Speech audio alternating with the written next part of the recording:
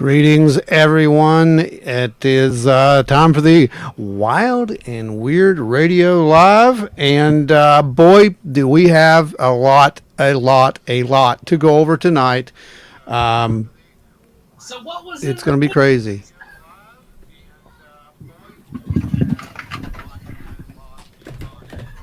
What was in the news?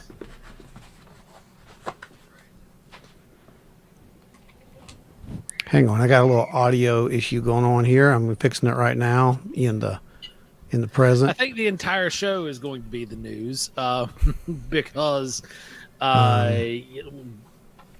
aliens, non-human intelligence. Right. Can't hear you. You can't hear me? No. Brandon, can you hear me? Hang on, guys. Just bear with me. Just 1 second. I think the audio got switched. Try that, Joe. Test. Copy that. I got you loud and clear. Can everybody hear out there? We have a heck of a show coming down. Sounds clear on my end. All right, everything's good over here. We had an audio switch is what happens. No big deal. It wasn't any kind of MIB or anything like that. It's all good. We don't have any retaliatory, nothing like that. So we're good. We got Guitar everybody. Guitar Chain Craig hanging out here with us. We got the Deucer in the house. We got James Boggs. By the way, man, I don't know what happened with your. This is the second item that I have shipped to your area that has taken a dump. So I'm making you another one because that one was the last one I had. So I'm making you a new one and sending that out. Then Pat's here. You actually made it on time this week. We got who else? Ada Cox is in a the lot house. Of people. Spooky Appalachia. Ashley Hilt is here with us as well. Is Joe mad still? I don't even know what I'm mad about. I don't even know. It's constant. Russ Bailey's in the house. What's going on? Hey, Russ. We got Theresa Racer hanging out with us. Eric McMillan's in the house. Adam, the executive producer, Good, is in the house. Yep. Then, man, you guys are like blowing it up. Shane Lorison, how are you doing? Going through everybody here, trying to get caught up. Man, right. There's a lot of them. We're already starting. We're already starting to break some records as far as the comments. It looks like. Keep it rolling, guys. Keep asking your questions and keep interjecting throughout. I'm going to read these really quick. And these are our super chatters. These are the guys who make this show possible for you guys. We got Dewey Edwards, James Boggs, Spooky Appalachia, Larry Host, Guitars and Chains, Craig, Travis Aurednik, and Geoffery Steele. We have more. It's coming back around here because I caught it on the end there. Yeah, it's scrolling. That's absolutely right. Do not forget to smash that like button smash it and share it out because this show is the one that Adam Good to watch. Teresa Haunted Histories. Okay, listen, guys, here's what's happening. This week, this is going to also be the podcast. So what's going to happen is toward about the hour 20 mark, we're going to actually break audio, but not here. You're going to stay here with us. Everything's going to roll. Show ending. Yeah, you're going to be with us. Yeah, we're going to do a fake show ending. Okay, so here's what happened last weekend. I want to go over this real quick. I was at the Kecksburg UFO festival, had a great time, met so many incredible people, incredible experiencers who came over and literally said I don't even know. I can't even talk about what they said because it was just, I'm still having time trying to process the amount of people who said that I actually helped them. And all I did was go up there and share a story. So I want to give a shout out to some of those guys because they were just spectacular people. You're going to know who you are if you're listening. Greg, Joe, Bethany, Michael, Erica, my ancient astronaut theorist. We all say yes, by the way. Amanda Overend, and Steve and Amy, Nikki, Augustine, Patty, the amazing individual right here. I'd like to get her on the show one day. She actually helped save the mummies when they came on display there in the 80s when Zai Hawass and his crew were there. that they were going to actually cut the mummies up and do dissections. Patty stepped up and said, "Why are you doing that? We got this technology. We can just run them through the MRI, scan them, and preserve them." And he said the same thing I did. You help preserve history. So yeah, big shout out to Patty for that. Tony and Harley, you're the future podcasters out there. Judy, Patty, Jean from Johnstown, and Paula, thank you guys for making Kecksburg an absolute blast, and a lot more of you guys as well. As Joe does this, I'm going to get this show started. As you all know, yesterday, the House Oversight Committee was held to discuss whistleblower claims, among other things, UAPs, recovered alien non-human technology, cover-ups, and national security. Tonight, we're going to be talking about a truly historic moment. This is not an over-exaggeration or an attempt to draw more viewers with sensational headlines. We want to draw more viewers with actual content. This is a detailed look at what was said and how it was said and possibly why it was said. Right, Joe? Yeah. And like Ron had just stated, one of the biggest takeaways for me from the entire briefing was basically hearing a lot of our stuff echoed over and over and over. But the biggest thing for me was the towards the very end, when they were trying to get people to speculate and you're trying to ask these questions. The three men on the panelists, the witnesses, the observers, you'll get to hear all that, were saying, follow the data. Yeah. I won't speculate. Yeah. Follow the data. Yeah, and you literally took the words right out of my mouth. This is the pre-planned thing I was reading there. But this is not about speculation. The show will not be about speculation. If we do speculate, we will make sure that we note that we are speculating because, hey, a little speculation is fun, right? There will be a segment at the end where we will openly announce time for speculation, and then everything after that is going to be a grab bag. But that's right. Prior to that, we are covering just the data. Honestly, guys, the truth is way more stranger than anything we could probably speculate at this point. Yeah. So that being said, everyone, let's get this show on the road and let's start. You know what? Spooky. It's close. You know what? Let's hang on just for 1 second because there was something else that happened up there.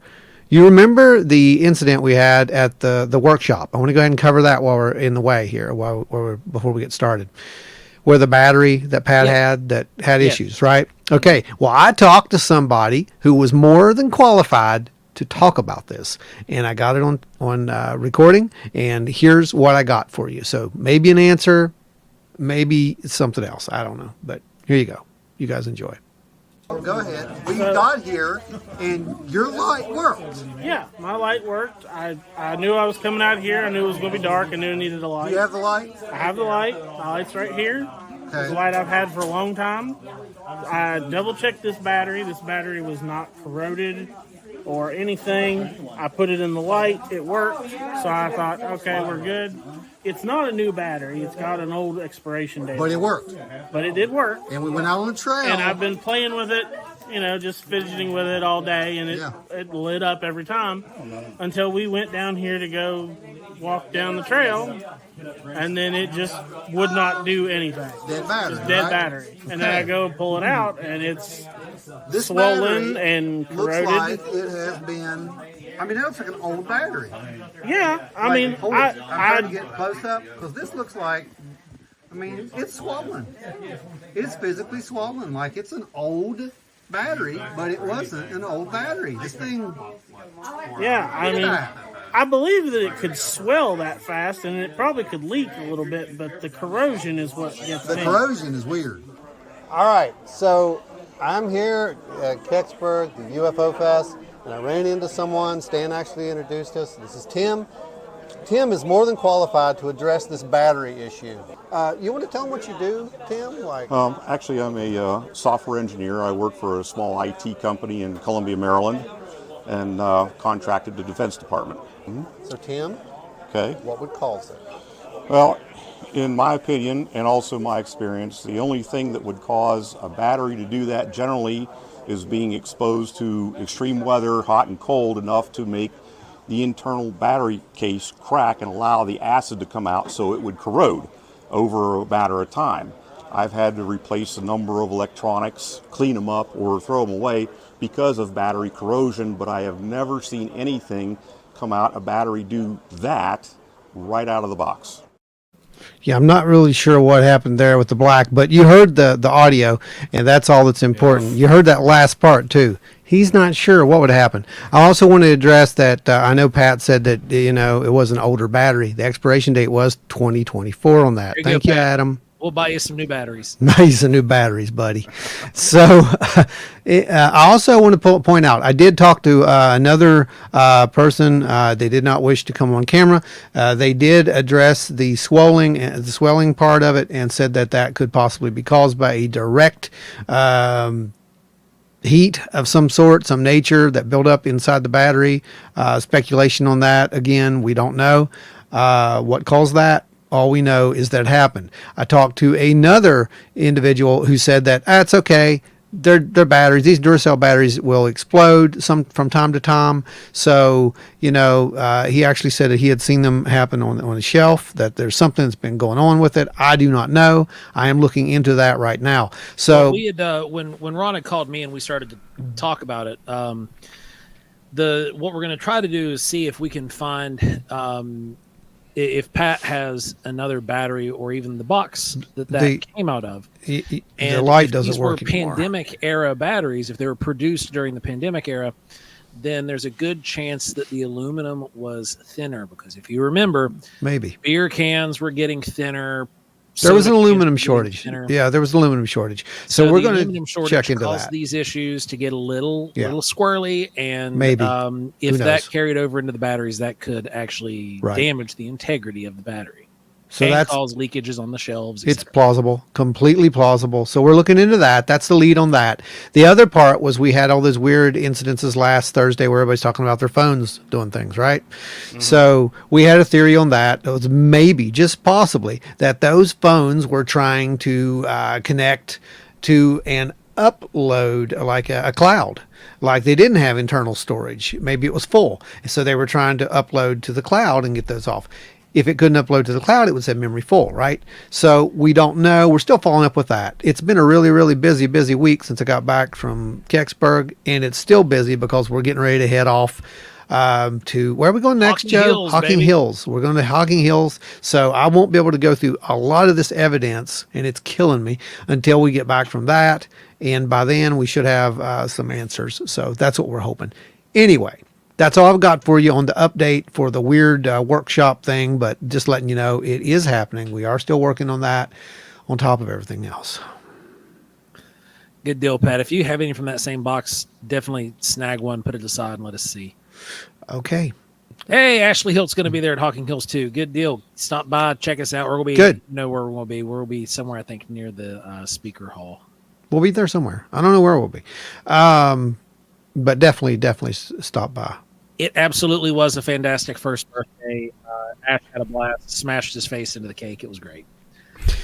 All right. Are we ready to start the show? Yeah. All right, here we go. The National Defense Authorization Act of 2022 established the All-Domain Anomaly Resolution Office, or AARO, to conduct or to coordinate efforts across the Department of Defense and other federal agencies to detect, identify, and investigate UAPs. However, AARO's budget remains classified, prohibiting meaningful oversight from Congress. Okay, so we knew that they were looking for more money the last time. That was no big secret that they were trying to get money. When they showed up with their little slides and explained all this stuff away, and then conveniently had a couple of things they couldn't explain away. Now we know why they couldn't explain it away. If they would have explained it away, they wouldn't have gotten any funding. It'd been like, you did your job. That's why it's somebody else's problem, I guess, right? So whose problem does it turn out to be? Well, apparently it turns out to be Congress's problem, because they don't know what the budget is here. And I don't know that they're going to be able to figure that out. I mean, apparently there's a lot of loopholes you got to go through to get some answers on this stuff. Isn't that right, Joe? Yeah. The budget, that's going to be an entertaining one to tackle. because Yeah. you just That's why I threw it in there. That was probably, I mean, that was right off the bat. We got a really good little shocker right there. You know, Yeah. that was good. And we knew it was going to be a good show, but it gets better. fire. Thank you, Mr. Chairman. Thank you all for being here.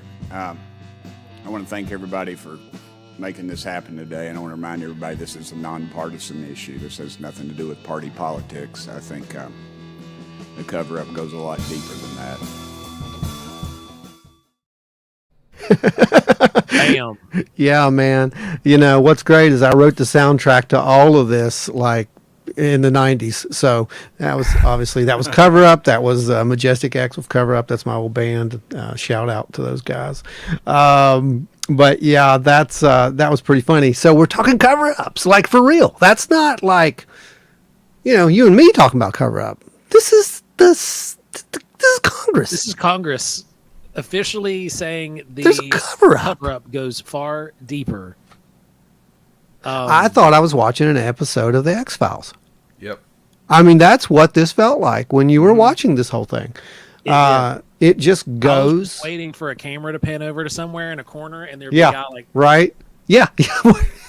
Maybe we need to go back. Well, you know, that's the thing. They had that camera just locked on. I guess that's Yeah. why they did that, because he was probably back there.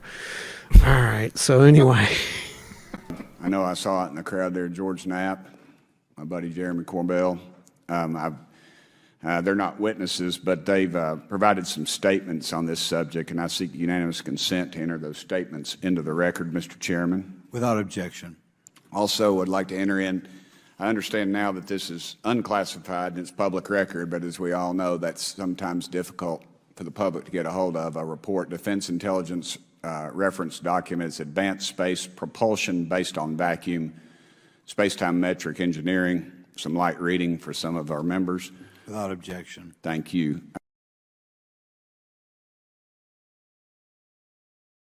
Now, it's not that hard to get a hold of, and if you really want it, all you got to do is go back and look at. I believe that was one of the episodes we covered.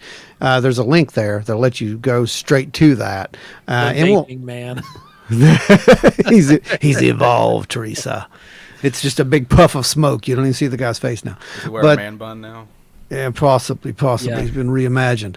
So, yeah, but yeah, that's a very interesting light reading that he's talking about there, and that was with you remember the Black Vault drop back a few years back when we covered the whole thing. Mm-hmm. This also has my favorite topic that Kit Green and Gary Nolan, or mostly just Kit Green, had in there, where he had authored the paper about biological issues, near field radiation, all that stuff. So it's all in there. So they entered all that officially into the record, is what I'm trying to get at here. That's a big deal. I would like to see the statements from Knapp and Corbell that were submitted. Yep. Because the chairman, if you heard, there was no hesitation to him saying, Oh, yeah. Yes. Yes. Absolutely. Mr. Knapp wrote, since 1969, the position our military has been that UFOs pose no threat to national security and are not worthy of further study. I'd say that's the biggest understatement of the decade. He also goes on to talk about the dismissive attitude. It's at odds with what was revealed in documents, reports, and internal memos. I can state that as a fact. Oh, what was up with that guy? So here's That guy another. was in the middle of shape shifting. I wanted you guys to see that. Well, I wanted you guys to see that. I found that by accident watching this, because I had to watch it. It's 2 hours thing, like, I don't know, 3 times now. That's how much I love you guys. I had to do that. But so I caught that. I'm like, oh, wow, that's kind of weird. And they're making a big play on this, by the way, on TikTok, saying Yeah. there's something up with this. I don't think Blink so. sideways. Look real close. No, I don't. I thought for a second, wait a minute, what did I just see? But I went back and I watched the rest of it. He actually blinks before. He does that at the camera, but then he like kind of does one of these numbers, like he's getting ready to fall asleep. Is it like signaling or something? I don't know if he's signaling or if he's literally just getting ready to fall asleep, and Now, waking I'll say himself this, up. Okay, I have been in not the federal side, but I've been on the state side of some of those rooms, And when the AC kicks on for the first time during the day, it's a good point. Goes out because it's a very like Yep. old building and structure, and they've got sheet metal ductwork. So all the stuff settles. It could have been that. Like I'm leaning that. I don't think there's a conspiracy there, is what I'm saying. I wanted to address that just to cut it off right there. Shane Lorison, you said the same thing that we said about what, 5 years, 4 or 5 years ago now at this point now? I think it was. I think where we're headed. That's something that Ron's been saying forever, and I agree. We're just going to call it an event and leave it there because I don't know what it is. All right, but next clip. So this is huge. This is worldwide. I think we suspect what's going on. Now, I wanted to put that in because that does kind of it highlights it. This is worldwide. This is big. It is huge. It's literally history. This is history. Or he's having a migraine in real time. Yeah, he could be, possible. bud. I've made that reaction multiple times. Well, Joe, you've actually thrown up on the air almost. That's true. That's true. Yes. I did. I ran off screen, hurled, and came back. That's right. I'm that dedicated. Well, the show must go on. So here we go. We've run into roadblocks from members from the intelligence community, the Pentagon. I proposed legislation to go in the FAA reauthorization that just said if an airline pilot has a sighting, that when he makes that report to the FAA, that it would come to Congress. But I was told that the intelligence community did not like that, and the amendment was not even heard in committee. I think it's time for this country to take back our country. We need to tell the folks at the Pentagon they work for us. Dadgummit, we don't work for them. Dadgummit. Yes. I agree. Amen. So say we all. So listen, here's the thing about that. What he just said right there is another thing of what? I mean, they know, but they're not letting these people. I don't know. I don't get it. It's like, I think he was directly referencing the military-industrial complex. Indirectly, you mean? But because, and we're probably going to hit this again later, right? We were talking about how the dark ops are funded, how these dark projects get their money and things like that. Yeah, we'll be talking about that. Those are all. We'll cover that later. I don't want to hit it right now. Yeah, let's not go in that. Let's shelve that for right now. Is headlined and spearheaded by the Pentagon pushing this stuff forward. Who's the ones keeping all the secrets? The Pentagon. Yeah. Absolutely. So I think that's more or less what he's addressing there. I want to apologize for you guys who tuned in and you're like, wait a minute, this is a serious show. It's not. This is just a serious topic, and we switched gears here a little bit. So if it wasn't what you were expecting to see, we apologize for that. But don't worry, we can get goofy later too. It's all good. So right now, the show goes on. Dadgummit. And that's exactly the point. This is an issue of government transparency. We can't trust a government that does not trust its people. We're not bringing little green men or flying saucers into the hearing. Sorry to disappoint about half y'all. We're just going to get to the facts. We're going to uncover the cover-up, and I hope this is just the beginning of many more hearings and more people coming forward about this. Yeah, man, it's like this is becoming a drinking game because every time he says, I swear, it's like they say cover-up about 5 or 6 times during this whole thing. And it's like, are you kidding me? I mean... No, I mean, it's points the finger at the cover-up, and it's beautiful. Yeah, it's crazy, is what it is. It's just like I don't even know how to explain it. The next clip, go ahead. I cracked up too when he said that. Like, if you would have been in the room with me, and even just now rewatching it, like he said, unfortunately, we are not going to be bringing out Little Green Men. And sorry to disappoint about half of you. I mean, yeah. Well, they're not green, so. This isn't just how I feel. In fact, the American people largely believe that the government has actively covered up the truth about UAPs. One poll in particular found that 68% of Americans believe that the government is hiding information about UAPs and not being honest. I mean, cover up. I swear to goodness, dude, you can't make it up. And I did not edit this. This is in real time. Yeah. The only thing I did is cut out the little, boring parts, but it's all. This is in chronological order. Thank you very much. See, I was shocked at that number too. 68%. I saw that and I was like, man, 68%, really? What state did you poll them in? Yeah. Today is the first hearing of its kind where we will attempt to get down to the bottom of what is actually happening with UAPs. But we will hear from people who have had personal sightings rather than Pentagon bureaucrats who have always been sent to stonewall our investigations. And we're now reasonably confident that these triangles correlate to unmanned aerial systems in the area. The triangular appearance is a result of light passing through the night vision goggles and then being recorded by an SLR camera. Good times. Been here, done this. Yeah, that's why I keep all these little snippets from all the past shows right there. I mean, this is a visual record of it's there. I mean, you don't have to. Yeah. I think they're going to try real daggone hard, and something's going to happen, and they're not going to be able to run from it. Are they going to cover up the cover up? They're going to try. Have you guys seen some of the? I noticed today there's a couple Reddit posts where they were talking about Grush. Apparently, there's some articles where they just took these terrible pictures of him and made him look really bad. Yeah, like, they have. Like that's They make him look unhinged. That's what you're looking at. That's what you're dealing with right there, guys. That's what you're dealing with, and that's what I think it was. I can't remember who it was at the end. He talks about, it's the media's job to actually help rather than hinder. And it Well, is. we're going to go back to what Eric said earlier, and this pertains to the media and everything else too. Eric McMillan earlier, he said, follow the money. A lot of these big mega corporations are in the back pockets of these media institutions and these folks who are writing all these articles. We know it's that. all part of the Schmear campaign. We're going to hit some of those companies later. Hang tight. Yeah. Just so that the press knows and the people know, we were even denied access to a classified briefing in a SCIF prior to this hearing due to the amount of hoops that we had to jump through to grant temporary clearance to witness Grush, who has knowledge of classified information. It is time to have an open-minded discussion on this topic, to hear the evidence and understand the magnitude of what this means, not just for our nation, but for humanity. There's humanity again, not just the nation. There's a lot of people who want to talk about America, United States, which is wonderful. I'm all for that. But this is a situation that affects the entire world. And it's time that we start, stop laughing about it and call it for what it is. It's that serious. Joe, why don't you explain to what we just saw right there, though? With Miss Luna? Yeah.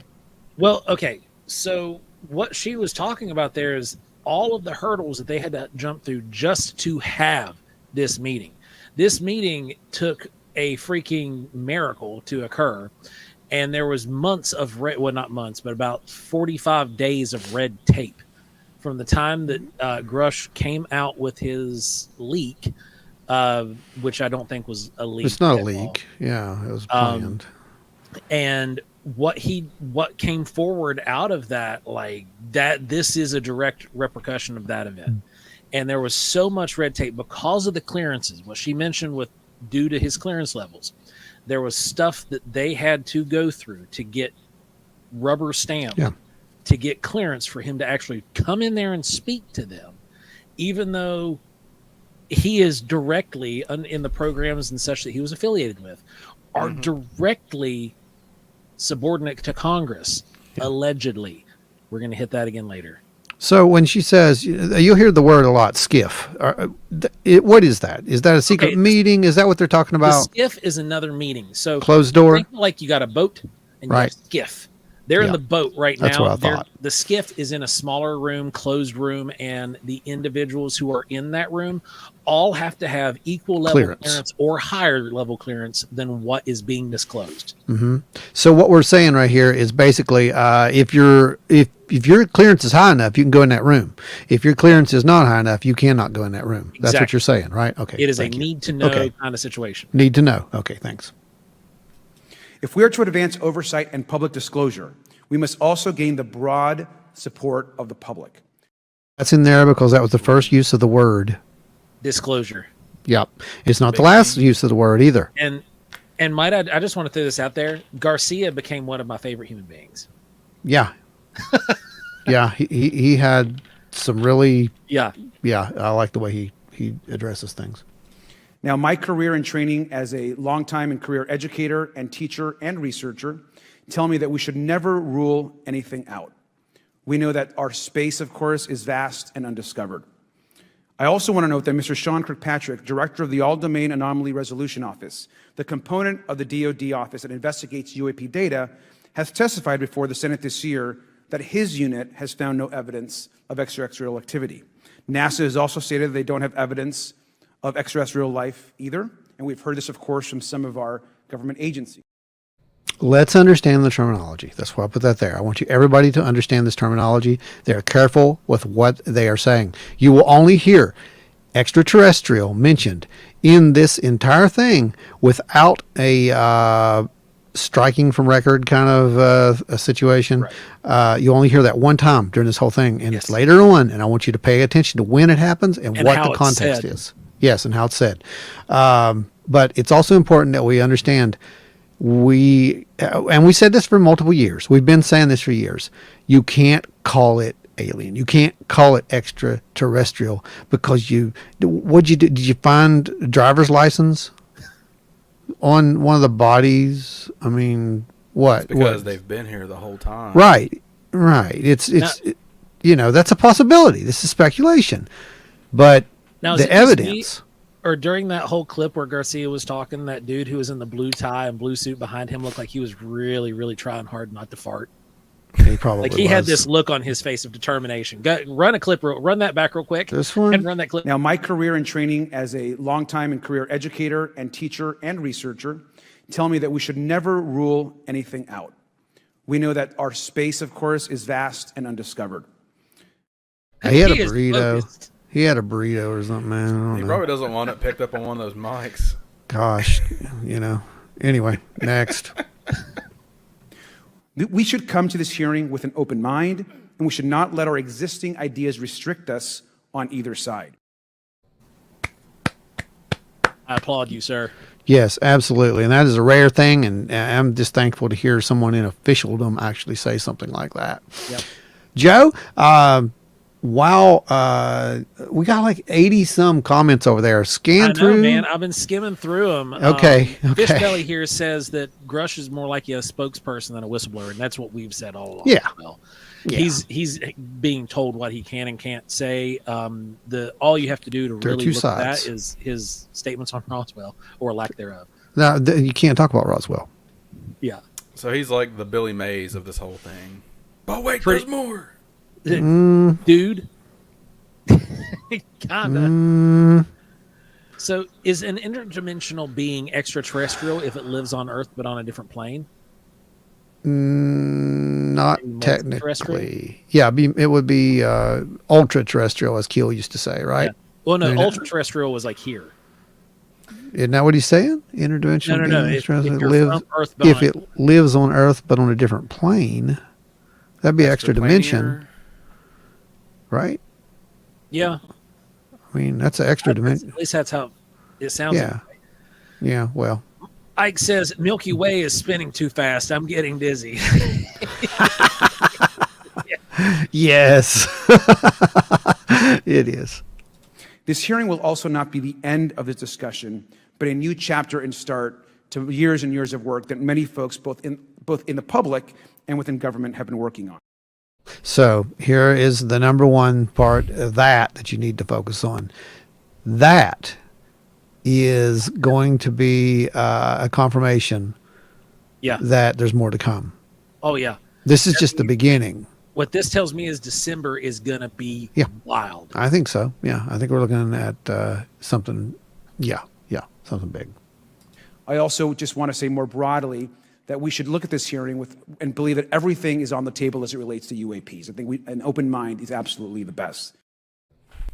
Where have we heard this? There we go. Right? So, Fish Belly, they do. Just wait, because it gets good. They really do. Congress created the All-Domain Resolution Office in the NDAA of 2022.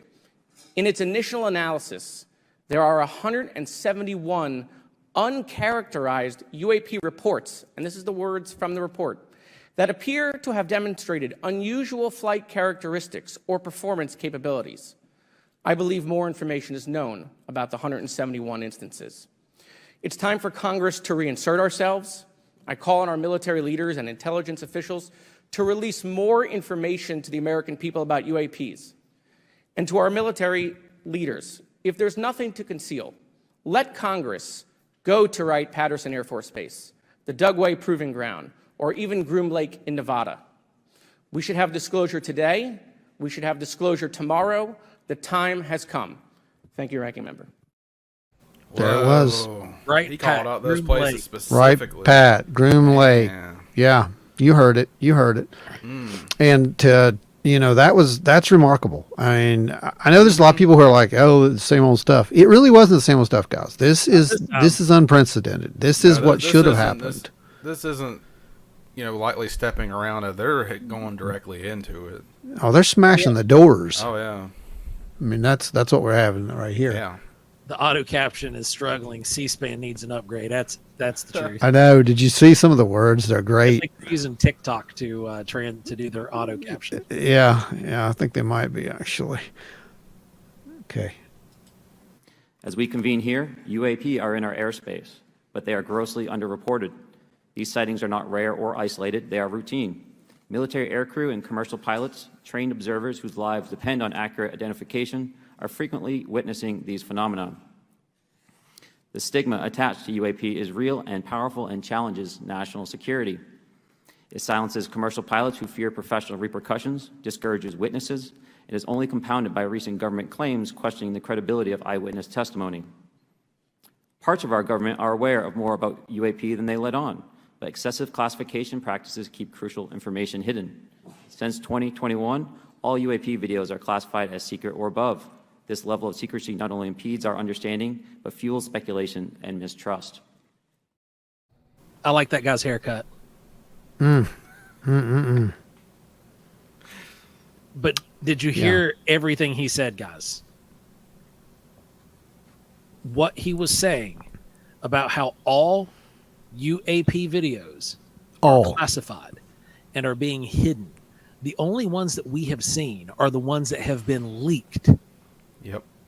Purposefully, maybe, but they were leaked. They weren't declassified until well after the leak, and there was no way they could contain it because That's right. The internet was just like wildfire. Right. Yeah, that's exactly what that was. It's the idea of these things being being repeated over and over again that makes me think something is coming. No comment. Yeah. In 2014, I was an F-18 Foxtrot pilot in the Navy Fighter Attack Squadron 11, the Red Rippers, and I was stationed at NAS Oceana in Virginia Beach. After upgrades were made to our jet's radar systems, we began detecting unknown objects operating in our airspace. At first, we assumed they were radar errors, but soon we began to correlate the radar tracks with multiple onboard sensors, including infrared systems, eventually through visual ID. During a training mission in Warning Area Whiskey 72, 10 miles off the coast of Virginia Beach, two F-18 Super Hornets were split by a UAP. The object, described as a dark gray or a black cube inside of a clear sphere, came within 50 feet of the lead aircraft and was estimated to be 5 to 15 feet in diameter. The mission commander terminated the flight immediately and returned to base. Our squadron submitted a safety report, but there was no official acknowledgement of the incident and no further mechanism to report the sightings. Soon, these encounters became so frequent that aircrew would discuss the risk of UAP as part of their regular pre-flight briefs. You caught that right. They became regular pre-flight briefs. That's how they came down. Now, I remember when this happened, and it was everywhere for a few days. It was, and then it died. Yeah, and it was replaced with something else at the time, and I can't remember what it was, but it was Batman balloon. Was it? It was the Mylar Batman balloon. The Mylar Batman balloon that we actually ripped apart. Yeah, I know what it was. But that's the craziest part about this, because that's how it works. When the really good stuff. Here's my question. Do you think those radar upgrades were made to detect these things? Or? These procedures that he's talking about, these were years ago. Mm-hmm. Way before the radar update. But after the radar update, they're being seen everywhere. Yeah. So. In 2014, I was an F-18 Foxtrot pilot in the Navy Fighter Attack Squadron 11, the Red Rippers, and I was stationed at NAS Oceana in Virginia Beach. After upgrades were made to our jet's radar systems, we began detecting unknown objects operating in our airspace. At first, we assumed they were radar errors, but soon we began to correlate the radar tracks with multiple onboard sensors, including infrared systems, eventually through visual ID. During a training mission in Warning Area Whiskey 72, 10 miles off the coast of Virginia Beach, two F-18 Super Hornets were split by a UAP. Oh, that's wrong clip. But while we're there, we glossed over something that was very pertinent. Okay. He mentioned. Go ahead. Ron, what was the craft? Oh, that was a Borg in a bubble. Right? Yeah. A cube within a clear sphere. Yeah, that was that's what it was. That was a Borg in a bubble, right? I mean, that's, I'm joking, but so of course Greg that's says, Ashley, they've always had these hearings when an inevitable FUBAR situation is about to happen, so they can claim, hey, we tried having hearings, the intelligence community shut us down. It's their fault. What you guys aren't talking about is that sphere that he saw was actually the Tesseract. Tesseract. Thanos is coming. Hey, Stat. I don't really know what I don't really know what that even would be, to be honest with you. There's no logical explanation to have a craft that looks anything like Surveillance, maybe? Well, maybe, possibly. I don't know. Maybe the black inside of it is like a computer or something. I don't know. I'm not going to, like I said, I don't want to speculate. So, yeah, let's move on. In the U.S. Air Force, in my National Reconnaissance Office, NRO, reservist capacity, I was a member of the UAP Task Force from 2019 to 2021. I served at the NRO Operations Center on the Director's Briefing staff, which included the coordination of the Presidential Daily Brief and supporting variety of contingency operations, which I was the Reserve Intelligence Division Chief backup.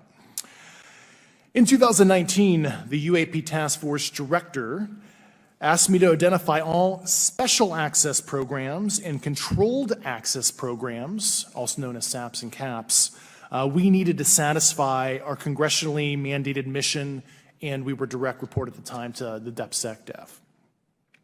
At the time, due to my extensive executive level intelligence support duties, I was cleared to literally all relevant compartments and in a position of extreme trust, both in my military and civilian capacities. I was informed in the course of my official duties of a multi-decade UAP crash retrieval and reverse engineering program, to which I was denied access to those additional read-ons when I requested it. I made the decision, based on the data I collected, to report this information to my superiors and multiple inspectors general, and in effect becoming a whistleblower. As you know, I've suffered retaliation for my decision, but I am hopeful that my actions will ultimately lead to a positive outcome of increased transparency.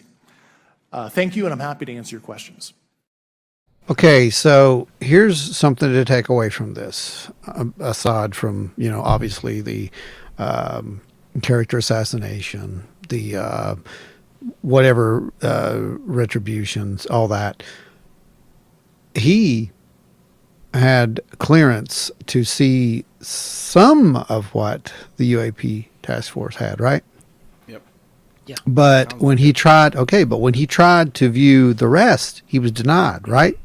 Stonewalled, yep. Sean Kirkpatrick just a few weeks ago said that there is no evidence of any extraterrestrial, blah, blah, blah, anything fantastic, et cetera, because if there was, he would know. Yep. How would he know? If Grush was denied and he was as high up as he was, then how would Kirkpatrick know? Didn't they also say they've reviewed all possible evidence or something like that last time? Oh, yeah. Man. Patrick said that they had reviewed practically everything. There was only a handful, like 70-some cases still on his desk, and they all needed his attention. If I didn't just have 24 hours to prepare this, I would have literally went back and I would have inserted him right here saying what he said, but I did not have time to do that. So let's move on. I want to first thank you for the invitation to speak to the committee on the UAP topic that has been in the news for the past 6 years and seems to be continuing to gain momentum. As you know, my name is David Fravor. I'm a retired commander in the United States Navy. In 2004, I was a commanding officer of Strike Fighter Squadron 41, the world-famous Black Aces. We were attached to Carrier Wing 11, stationed on board the USS Nimitz, and had begun a 2-month workup cycle off the coast of California. On this day, we were scheduled for a 2v2 air-to-air training with the USS Princeton as our control. When we launched off Nimitz, my wingman was joining up. We were told that the training was going to be suspended and we were going to proceed with real-world tasking. As we proceeded to the west, the air controller was counting down the range to an object that we were going to, and we were unaware of what we were going to see when we arrived. The controller had told us that these objects had been observed for over 2 weeks, coming down from over 80,000 feet, rapidly descending to 20,000 feet, hanging out for hours, and then going straight back up. For those who don't realize, above 80,000 feet is space. Yeah, for those who don't realize, 80,000 feet is space. So they're dropping down from space, down into flight range, where we have our jets, right, or our air traffic, and they're just stopping.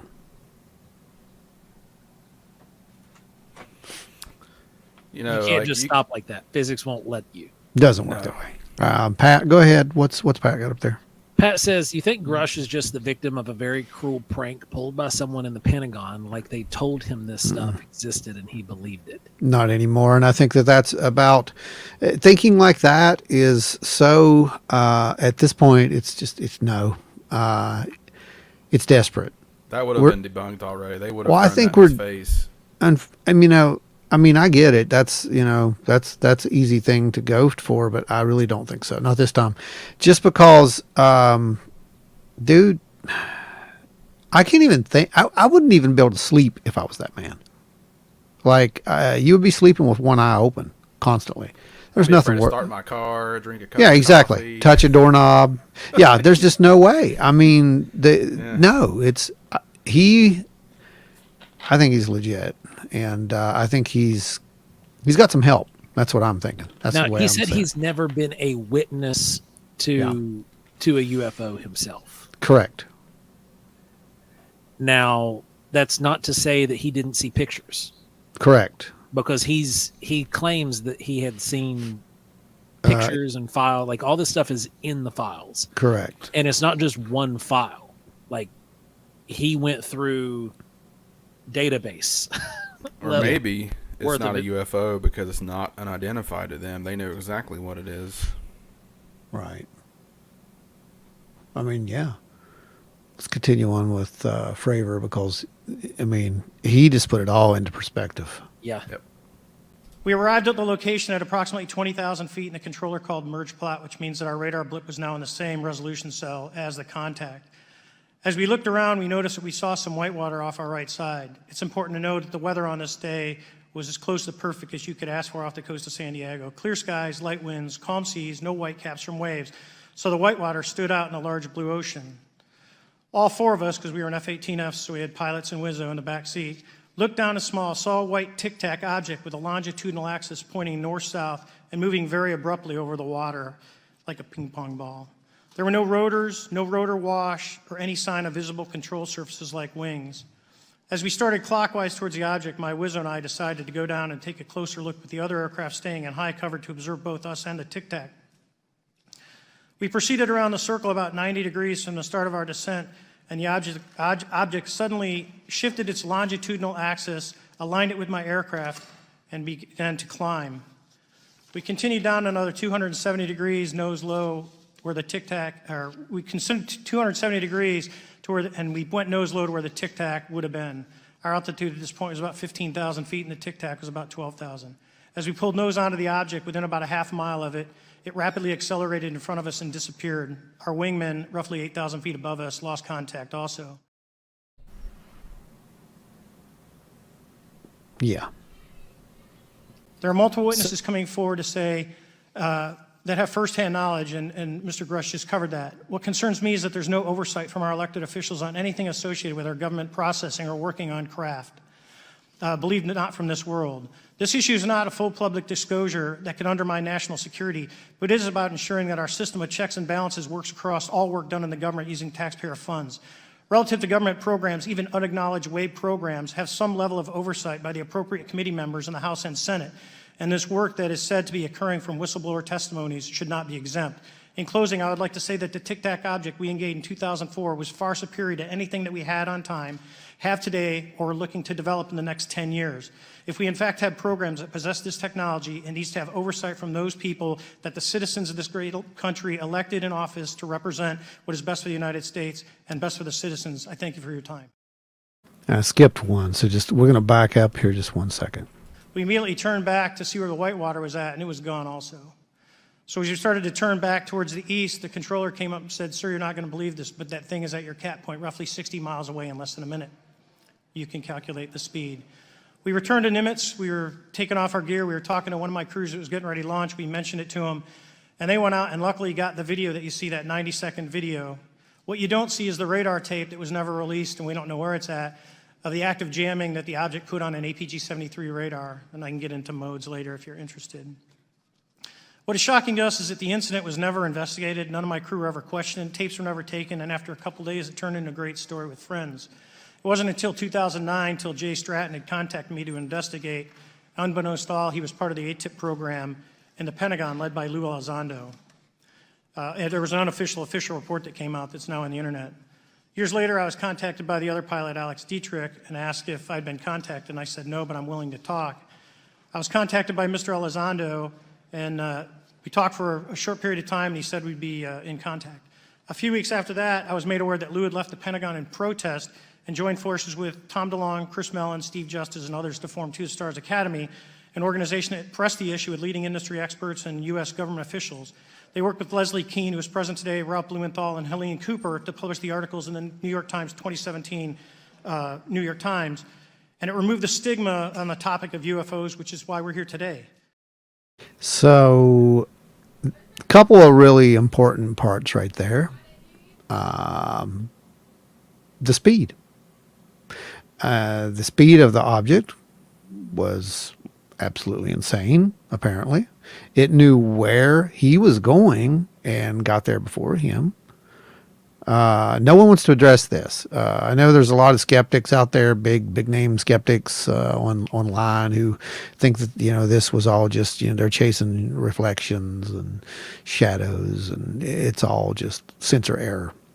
These men are trained observers. That's a Top Gun. They are trained to fly at Mach Jesus and shoot a gnat's pecker off with a 30 caliber cannon. And you are telling me that they're chasing a reflection? I think not. Yeah, that's a Top Gun, for real. He is. Yes. That does not happen. That is... It is insulting to say that. 100%. That's what it's about, though, Brandon. Yeah. It's an insult. It's an insult because they really don't want anyone to take these people seriously. The problem is that man is a brick wall. Everything that he says is 100% legit, in my opinion, at this point. Yes, Ashley. What'd she say? She said, "Dang, Jesus must have been fast." Yes. Yes, Ashley. Oh my god. Well, they did go to hell and back in 3 days. Anyway. Yeah, exactly. F-16 don't chase reflections. They don't chase reflections. Yeah, they don't. And I don't know if you guys caught it or not, but this is the first time we actually heard a little more about the jamming. And Craig mentioned that the jamming is very telling. It's a pilot taking an evasive action. Yeah. Yeah. But it's also important to understand later on the one video where we hear the guy say there's nothing on the SA. That's what he's talking about. They're trying to figure out if they're using the spectrum analyzer. They're trying to figure out if it's actually emitting. UAP Task Force says, yes, they are emitting. They're emitting between, 1 to 3 gigahertz and then 8 to 12 gigahertz sometimes. And they're only visible on what? Sometimes thermal. Sometimes only just thermal. Sometimes. Isn't that amazing? I don't know if you guys have been watching Skinwalker Ranch, but they came up with an amazing discovery last episode. These things are sometimes only visible in thermal. How about it? How about that? Where have we heard that before? Maybe they're Anyway. watching the show. Oh gosh, if you are, that's great, guys. And so will you just, for the public record, again, once again, briefly, just either describe or note that aircraft that are being witnessed, particularly by the 30 folks that you're working with, are essentially outside the scope of anything that we know of today and the technology we have today. Mr. Graves, Mr. Fravor? Yes, the objects that are being seen by commercial pilots are performing maneuvers that are unexplainable due to our current understanding of our technology and our capabilities as a country, and that applies for the military as well. Mr. Fravor? Yeah, I concur with that. We have nothing that can stop in midair and go the other direction, nor do we have anything that can, like in our situation, come down from space, hang out for 3 hours, and go back up. Stop, immediately go the other direction, or come down from space, hang out for 3 hours, and then go back. Yeah. Like, what in the world are you dealing with at that point? And then the ludicrousy is just to say that, oh, we've detected no unusual flight characteristics or no unusual technological evidence with any of these UAP sightings whatsoever. One other thing they tried to say to debunk that was a glitch on radar. It's like these guys saw it with the naked eye. Well, apparently the frequency that messed the radar up interfered with their brain and made them see it, Brandon, because it's not real. It's all smoke and mirrors. So Pat's saying that he doesn't believe that there's a country on this planet that has technology that is that superior and has kept it a secret. Right. You're 100% right, Patrick. Yeah, they'd be light years ahead of everybody else. So many simply argue this is just our own military's hidden tech. If it were, why would they make such a big stink about these objects and draw attention to it? You wouldn't. You wouldn't, and you're exactly right. You would swamp gas it and push it under the radar, literally. And again, this does get addressed later about the military exercises. So we'll hit those. Yeah, absolutely. Mr. Gresh, finally, do you believe that our government is in possession of UAPs? Absolutely, based on interviewing over 40 witnesses over 4 years. And where? I know the exact locations, and those locations were provided to the Inspector General, and some of which to the intelligence committees. I actually had the people with the firsthand knowledge provide a protected disclosure to the Inspector General. 40. Not one, not two, not three, not a buddy who heard it from a buddy of a friend of mine who heard it from a guy who read it in a book. 40 who have had firsthand knowledge. Pat says anything that had a human pilot on board would be dead if it moved like that. So not necessarily. Here's a test that I want you guys to do. Go to your local grocery store, get the cheapest little, single container packet of red Jell-O that you can, squeeze it out into your hand, and throw it at the wall. That is what would happen if you were driving one of these aircraft, one of these UAVs. Not necessarily. One of these. Not necessarily. Unless that clear bubble is a gravity field. Not a gravity field, but a warp field. A actual contained element of space within that has its own gravity source. It has its own inertial dampening. Star Trek talk, man. And technically, if that was the case, wouldn't even the size be like relative? Whatever they were witnessing, it could be far, far larger in scale, but we would only be appearing as like a little tiny speck. Who knows? With that kind of technology, about dang near anything's possible. Well, yeah, with that kind of technology. Mr. Graves, again, I'd like to know, how do you know that these were not our aircraft? Some of the behaviors that we saw in a working area, we would see these objects being at 0.0 Mach, that's zero airspeed, over certain pieces of the ground. So what that means, just like a river, if you throw a bobber in, it's going to float downstream. These objects were staying completely stationary in Category 4 hurricane winds. These same objects would then accelerate to supersonic speeds, 1.1, 1.2 Mach, and they would do so in very erratic and quick behaviors that I don't have an explanation for. Wingman, go ahead and explain that. Give us a little briefing on that, won't you? All right, so 0.0 airspeed just like he said, is kind of like hanging like a bobber, but he stated that these objects were hanging tight in Cat 4 hurricane. Category 4 hurricane. Hold up, you had a little hiccup there. Try that again, because we do have audio. Go ahead. Okay. So for those of you guys who aren't familiar, Category 4 hurricane winds are 130 to 156 miles an hour. What happens to a balloon if it's in 150 miles per hour wind, Joseph? It pops. Mm-hmm. It pops and it goes away. It gets destroyed because there's so much debris.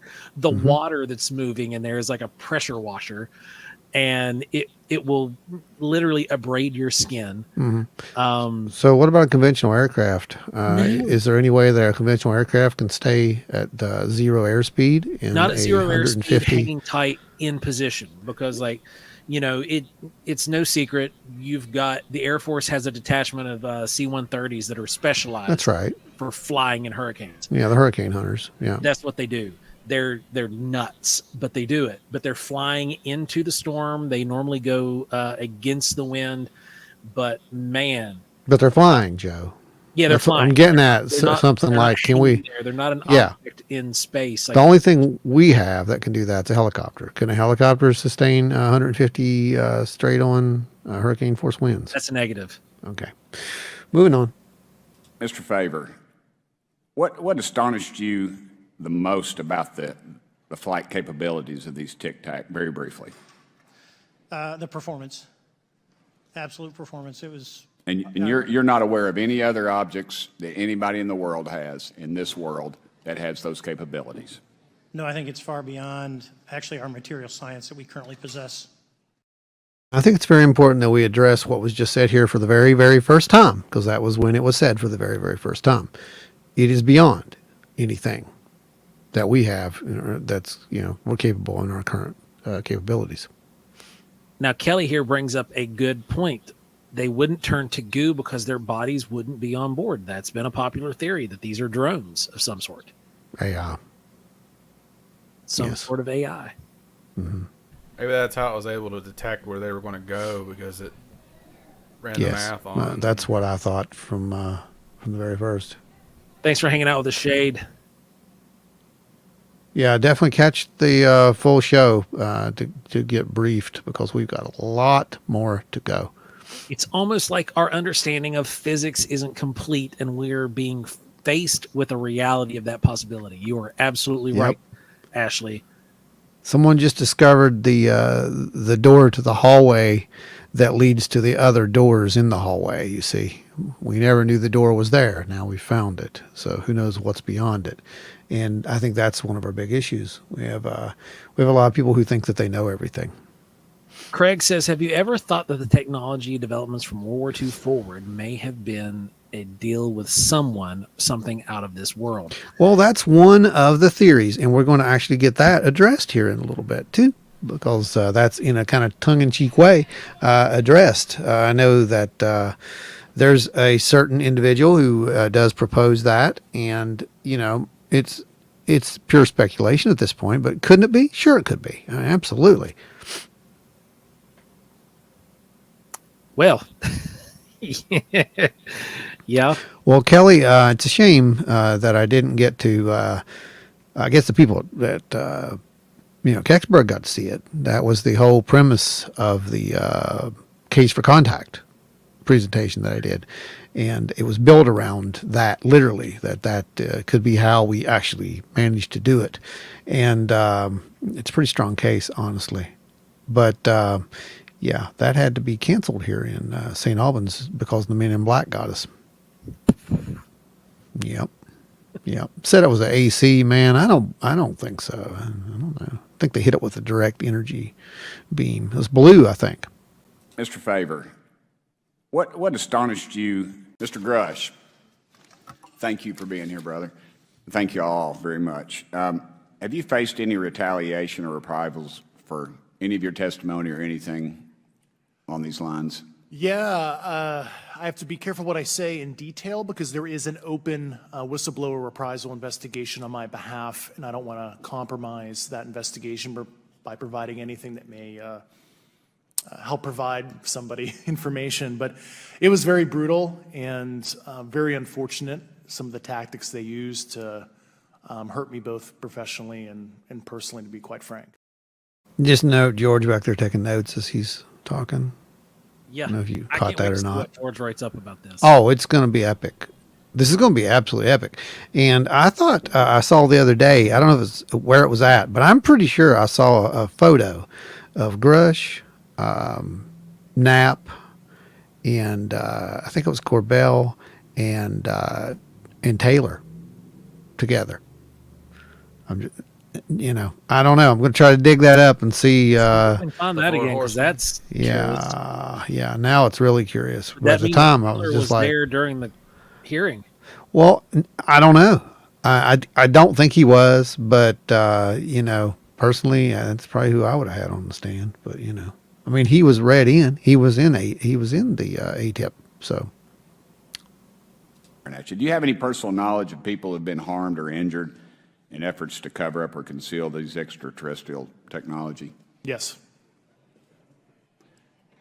Personally. Have anyone been murdered that you would think that you know of or have heard of, I guess? I have to be careful asking that question. I directed people with that knowledge to the appropriate authorities. Maybe in a, if we could get in a confidential area, SCIF, we could talk about that. But unfortunately, we were denied access to the SCIF, and that's very unfortunate in this scenario. So he asked about extraterrestrials. This was when my jaw hit the floor. And Grush answered. You heard that, right? He didn't correct him. He didn't say non-human intelligence. He said extraterrestrials, and he answered it. I want you to pay attention. This only happens a couple of times during this whole hearing, and in a context. So what do we hear there, Joseph? Well, there was a question asking if there had been any injuries or deaths, etc. And then the answer, which was when my jaw hit the floor, it was yes. And he just sat there. Just let it sink in. Yeah, And let that sink in, guys. He knows some personally who had been injured. Do you think that means somebody he worked with that got injured? You would think so. It would probably be somebody, because he was prior military, and before he went and started working within the government. So I mean, it's very possible that he knew a guy. Possible. Mr. Favor, do you believe that you witnessed an additional object under the water in relation to your encounter? I will say we did not see an object. There was something there to cause the whitewater, and when we turned around, it was gone. So there was something there that obviously moved. Okay, it was not the same object though that you were looking at, correct? No, we actually joked that the Tic Tac was communicating with something when we came back, and because the whitewater disappeared. They joked about it. We were in another instance. We're told about the capabilities of a jamming during viewing of when there were some people chasing some of these objects. Did you experience any of that jamming or interrupting your radar or weapons system? My crew that launched after we landed experienced significant jamming to the APG-73 radar, which was what we had on board, which is a mechanically scanned, very high-end system prior to the APG-79. And yes, it did pretty much everything you could do: range, velocity, aspect, and then it spit the lock, and the targeting pod is passive. That's what we were able to get the video on. I'm about to run out of time, but are you aware of any of our enemies that have that capability? No.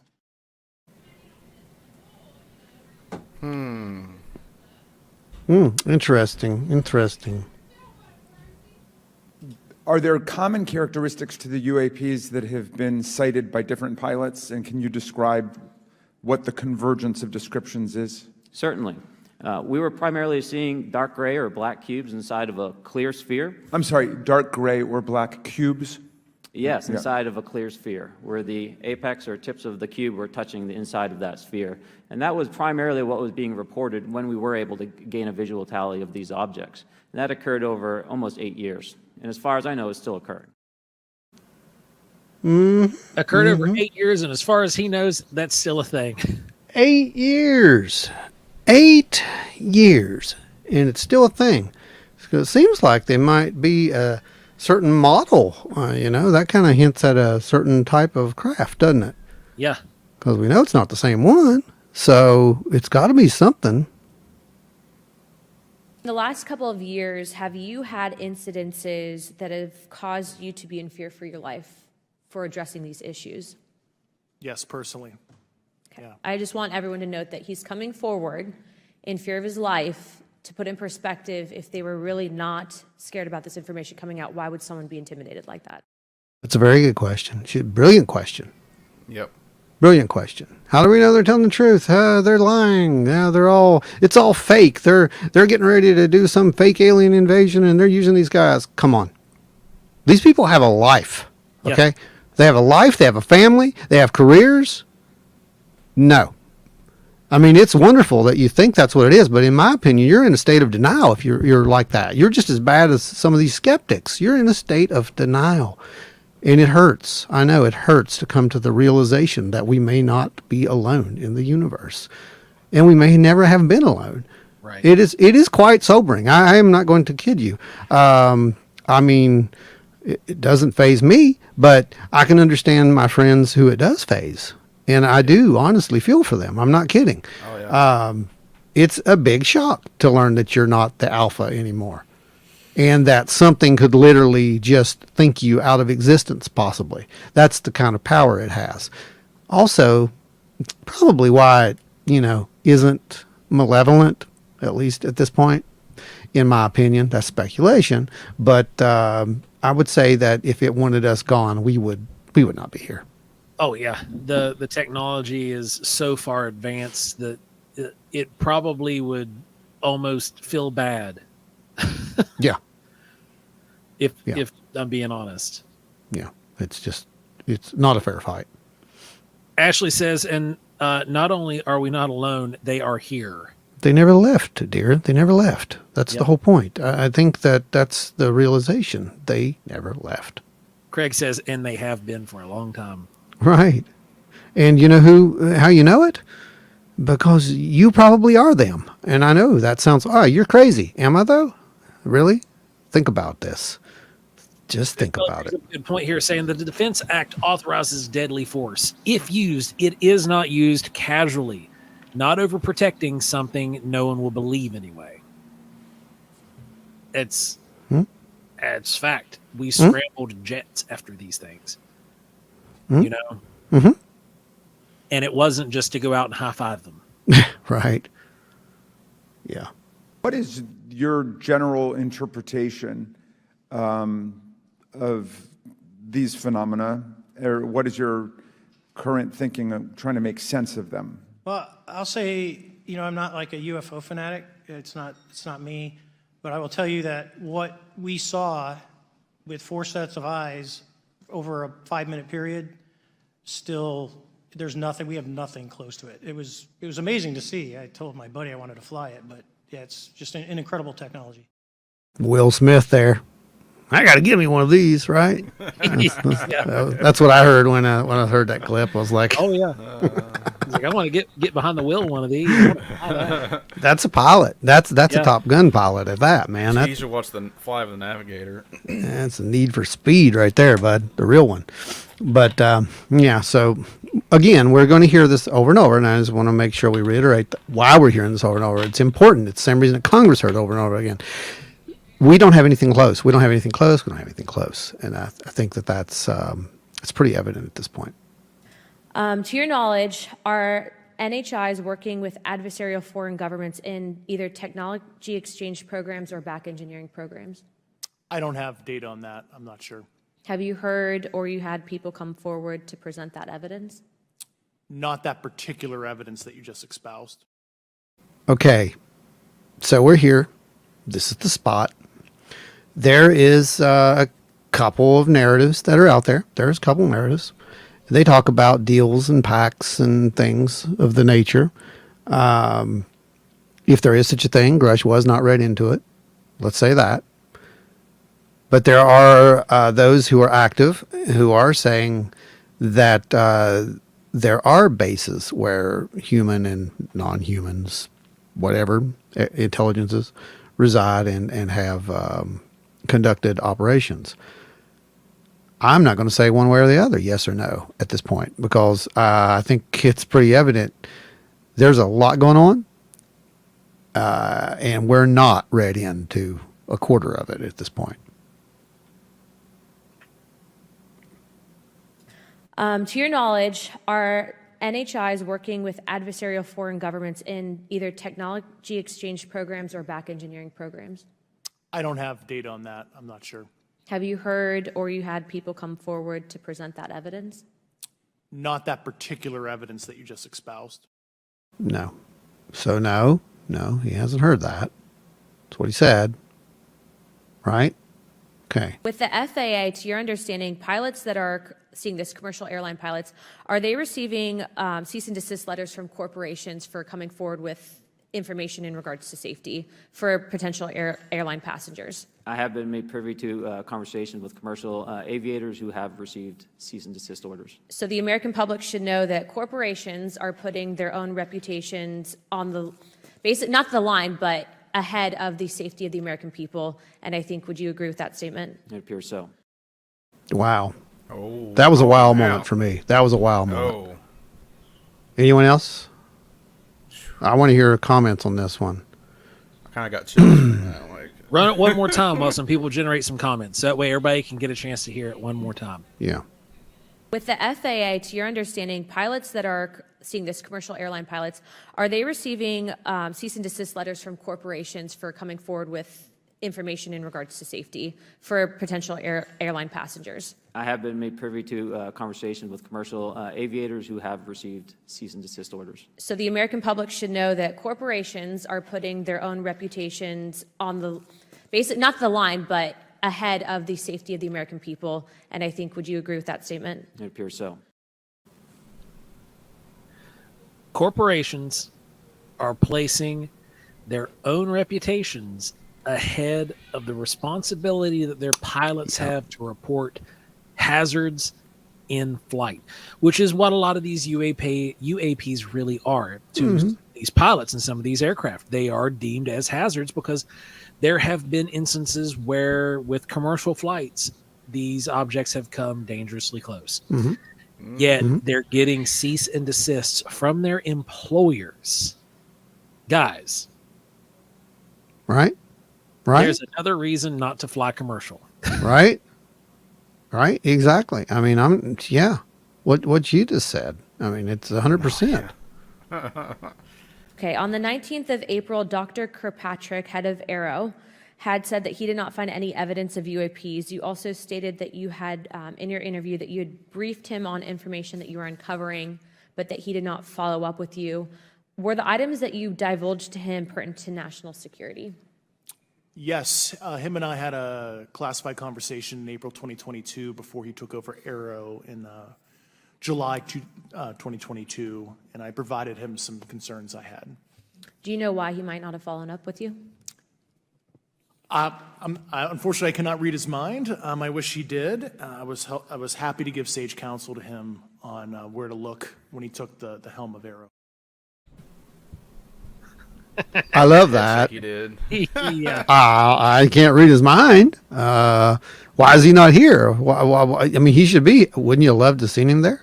Oh man, I'd have loved to have seen Kirkpatrick. Oh, I'd have loved to see him there, sitting up there and just squirming like. Yeah, because that would have been happening. I'm pretty sure that'd been happening. Joe, we're hitting intermission time, and for the traditional podcast listeners out there, guys. so everybody else, stay tuned, stay on. Do not go anywhere. Hang tight, everybody. This is the wrap up for the audio portion of the show only. Everybody hanging out with us on video. We're still going. Hang tight. We're still live. We're not going anywhere. Everybody who's listening to us on audio, guys, you're going to want to jump over to YouTube as soon as you finish this portion. Fast forward in about an hour and 20 minutes, and you'll pick up right where you are leaving off right now. So, in the meantime, everybody, thank you for hanging out with us. Thanks for listening to us in your car, at your desk, at work, as you're working a warehouse, whatever it is you guys are doing, listening to us on the radio. You guys are amazing. We appreciate each and every one of you. If you want to continue to support Wild and Weird Radio and keep it free for eons to come, you know what to do. Head on over to wildandweirdwv.com. You can hit the shops from there. You can also jump over if you've had a sighting and jump over to report that to us by hitting the Report a Sighting tab. If you've got questions or comments or generally just want to get a hold of us, reach out to us at wildandweirdwv@gmail.com. Till next time, everybody, stay wild and weird. And remember, if you want to catch the rest of this episode, you're going to have to jump over to YouTube. Fast forward to about 1 hour and 22 minutes, and you're going to be caught right up. Thanks for hanging out. Stay wild and weird, guys. All right. And look, now we're back to part 2 of the great cover-up disclosure, debrief. Is that what we're doing? The debrief? Thank you so much, man. This is the big capital D debrief of the big capital D disclosure. Yeah, and we had to make it a special thing for everybody who out there is listening. This is live. This is a pre-recorded show. We're, of course, for the podcast. Thank you, Larry Host, keeping it free for you guys. Everybody give Larry a big round of applause because he just kept it free for everybody. I think that deserves a Sky Daddy salute.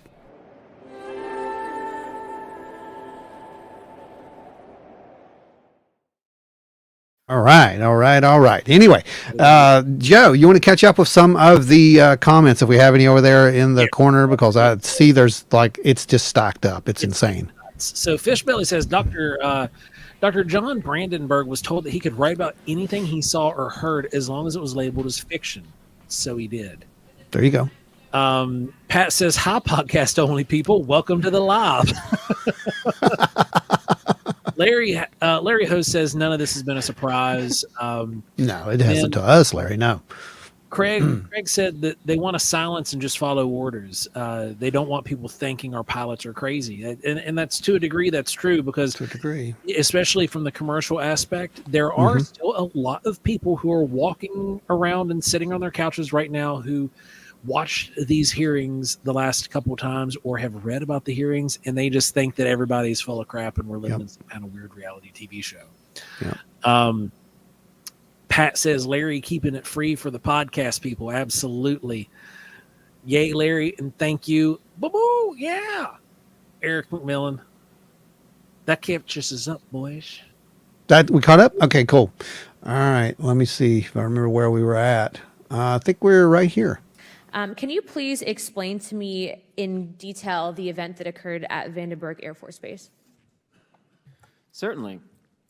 In the 2003 timeframe, a large group of Boeing contractors were operating near one of the launch facilities at Vandenberg Air Force Base when they observed a very large 100-yard sided red square approach the base from the ocean and hover at low altitude over one of the launch facilities. This object remained for about 45 seconds or so before darting off over the mountains. There was a similar event within 24 hours later in the evening. This was a morning event, I believe 8:45 in the morning. Later in the evening, post-sunset, there were reports of other sightings on base, including some aggressive behaviors. These objects were approaching some of the security guards at rapid speeds before darting off. And this is information that was received through one of the witnesses that have approached me at Americans for Safe Aerospace. Was this documented in any official form, whether it was a police blotter? Yes, they had official documentation and records from the event that the witness held over the years. And I'm not going to ask you to do it right now for time reasons, but you would be able to sketch what was witnessed, correct? And have you seen that before on any other equipment and or during your flight time? I have not seen what they've described. This object was estimated to be almost the size of a football field, and I have not seen anything personally that large. That is a 1/25th scale communist Borg ship. That's what he described, a red square. Guys, a football field. A football field. We got an audio issue. Hang on to your words there for a sec. Go ahead. So it's a 3-dimensional 100-yard craft, like basically a flying football field. That is insane. And then the fact that it shot across the horizon in no time. I mean, I don't know what to make of it. I think the geometry of the craft that we're coming across is significant. It is bizarre. It is not traditional. It's not sci-fi. You know, it's not little flying saucers and pointy ships. They're really unaerodynamic vehicles, which would be consistent with a technology that did not work on aerodynamics whatsoever. And it kind of sounds like these things do not work, in favor of our if you generate your own gravitational field and move against the forces of physics at will, they don't matter what shape you are. Yeah, it is correct, and that is the whole point that I'm getting at there with that, because I do believe that that's where we're at. I think so Ron, Justin's got a good comment here. Go ahead. It's weird to live in a time where Congress is openly discussing UFO and UAP. It is and not attacking the witness. Right? It's history, and that's the whole point. That was the whole. I didn't want to underplay this because it's really. I mean, it's pretty significant, guys. Pat over here saying 100 cubic yard craft that can dart off. So just to put this into perspective, anybody who has seen a C5 Galaxy fly looks like it is moving at the speed of smell. It's so large of an aircraft. It is moving well faster than the speed of flight is required. But because of its mass, it looks like it is just moving at a snail's pace. This thing darts off like pow, and being that large looks like it's moving that fast. That is unbelievable. Oh yeah, absolutely. Eric says nothing to see here. Move along. Yeah. I mean, hey, from Manchester, England. Jane, thanks for joining us from across the pond. Welcome. How's the? Dear God. Oh, geez. I mean, it is what it is, my friend. So far, sir. It is what it is, my friends. All right. Now, Pat says a real warp bubble around a Borg ship. Yeah, I mean, essentially, that's what it. I mean, I'm not making it up, and they're saying it. They're probably not even Star Trek fans. It's just funny how accurate sci-fi ends up becoming. Well, I wonder how much yeah. What you got? Oh, your volume did that thing again, your mic. All right, let's see where we're at here. Are there common characteristics to the UAPs that have been cited by different pilots, and can you describe what the convergence of descriptions is? Certainly. We were primarily seeing dark gray or black cubes inside of a... That's the same thing. Hang on. I forget where I was at. That's not You're good. The next clip. Was it the next clip? The last couple of years, have you had incidences that have caused you to be in fear for your life for addressing these issues? Yes, personally. Okay. Yeah. I just want everyone to note that he's coming. No, actually it's not. I was up farther than I thought I was. Hang on. Here it is. Huge UAV. I got us. With Here we the go. FAA, to your understanding, pilots that are seeing this, commercial airline pilots, are they receiving cease and desist letters from corporations for coming forward with information in regards to safety for potential airline passengers? I have been made privy to conversation. All that. Mr. Grush, as a result of your previous government work, have you met with people with direct knowledge or have direct knowledge yourself of non-human origin craft? Yes, I personally interviewed those individuals. Mr. Grush, as a result of your previous government work, have you met with people with direct knowledge or have direct knowledge yourself about ATs, advanced technologies that the U.S. government has?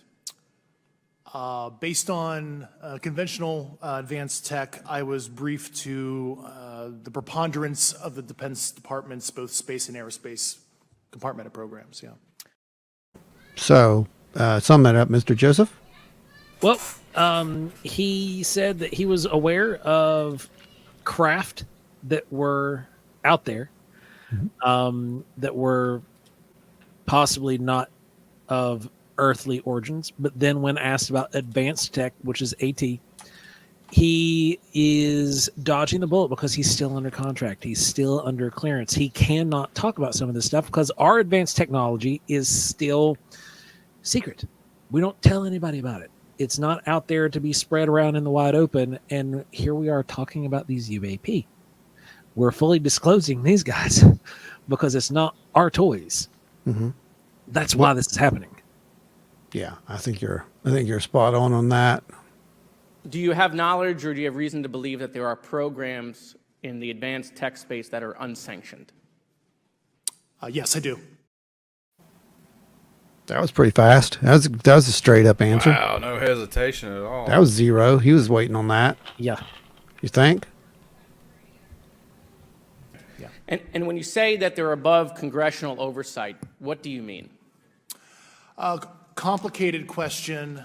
So there's, some, I would call it abuse here. So congressional oversight of conventional special access programs. So I'll use Title 10, so DOD as an example, right? So 10 U.S. Code Section 119 discusses congressional oversight of SAPs, discusses the DepSecDef's ability to waive congressional reporting. However, the Gang of Eight is at least supposed to be notified if a waived or waive bigoted unacknowledged SAP is created, and that's public law. Well, so that how does, I don't want to cut you off, but how does a program like that get funded? I will give you generalities. I can get very specific in a closed session, but misappropriation of funds and does that mean self-fund. Does that mean that there is money in the budget that is said to go to a program, but it doesn't, and it goes to something else? Yes, I have specific knowledge of that. Yep. Do you think U.S. corporations are overcharging for certain tech they're selling to the U.S. government, and that additional money is going to programs? Correct, through something called IRAD. You're up, Joe. You're up. Wow. Yeah, so this has not really been a secret to anybody who's ever been in the military, worked in a any kind of capacity with hardware maintenance, anything of that nature. You always hear these stories about $400 mop heads and things of that nature. For example, I will tell you about a rivet that we used to use. And each one of those rivets cost like $100. And they would come in boxes of thousands, and they priced them by individual rivets. Now, these companies, right, that are selling these assets, these not just the aircraft, but the stuff for maintaining them, because some of these are nuts and bolts that you can go pick up at Lowe's or Home Depot.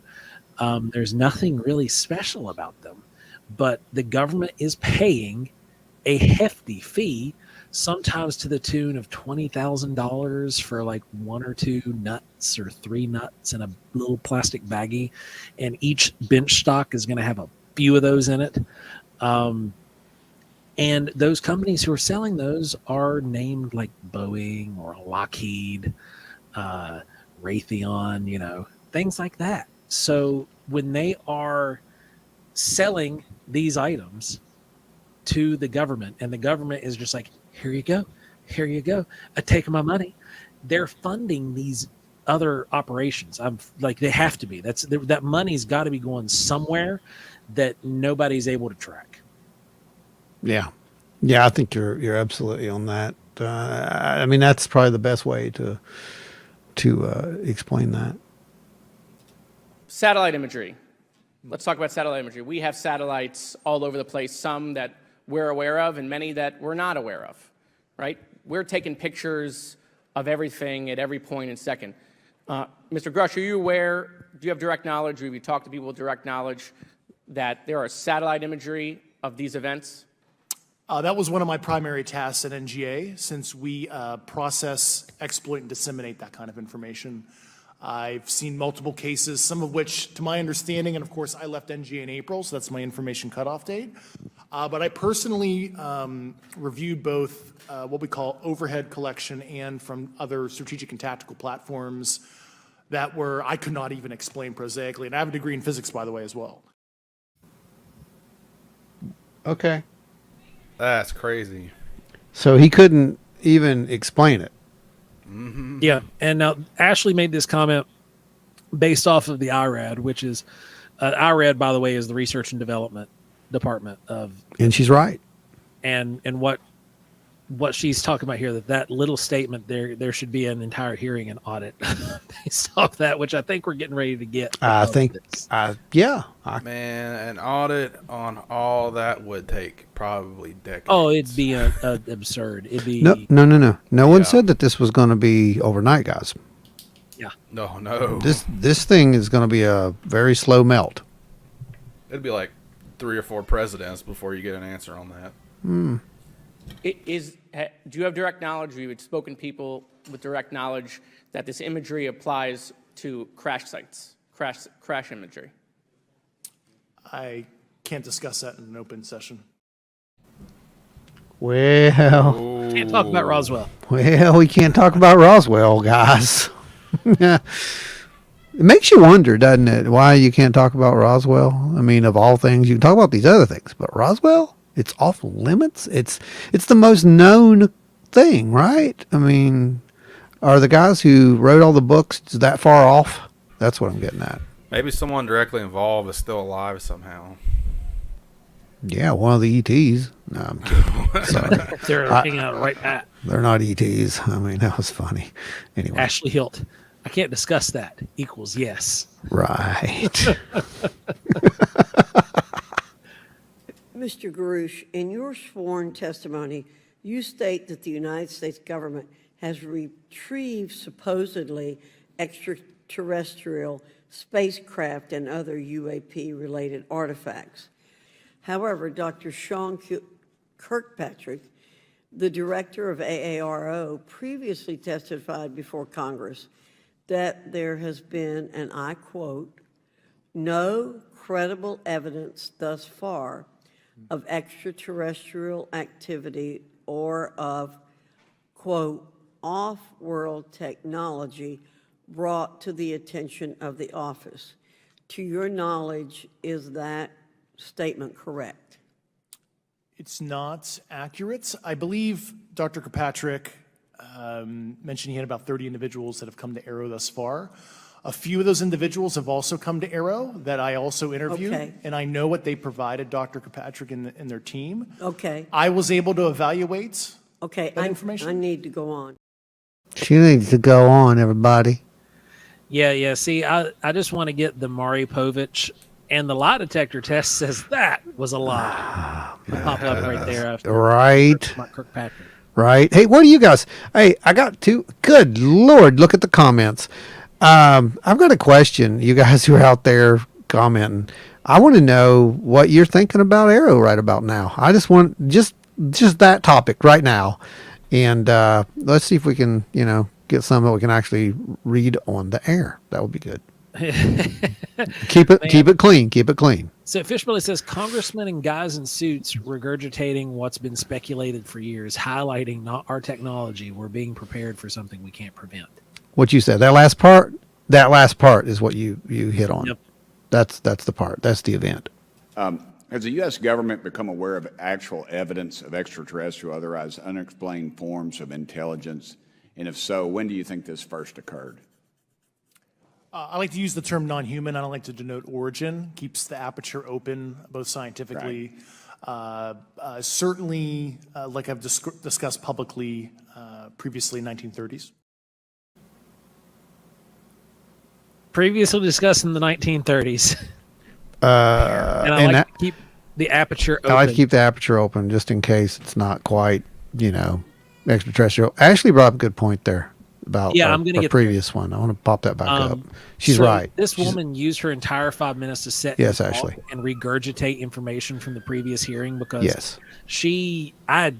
I'd love to sit and have a conversation with her, even though I'm sure I would be bored to tears and start developing the same kind of cobwebs that she has stuck in her hair. Well, at the end, she came back around and said, if this is true, then we need to do this. But that was just a savings grace is all that was. That was it.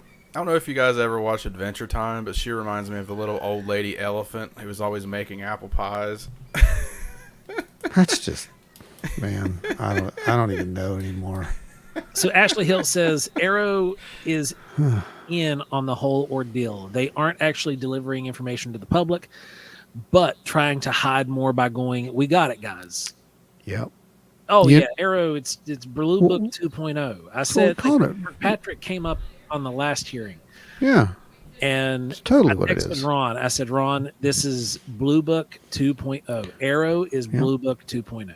I think I called it Grudge 2.0, but Yeah, you're you called it probably Grudge. right. I think 2.0 Blue Book is probably more accurate because they're actually trying to say, "Oh, there's some we can't quite explain, but we'll eventually get to them."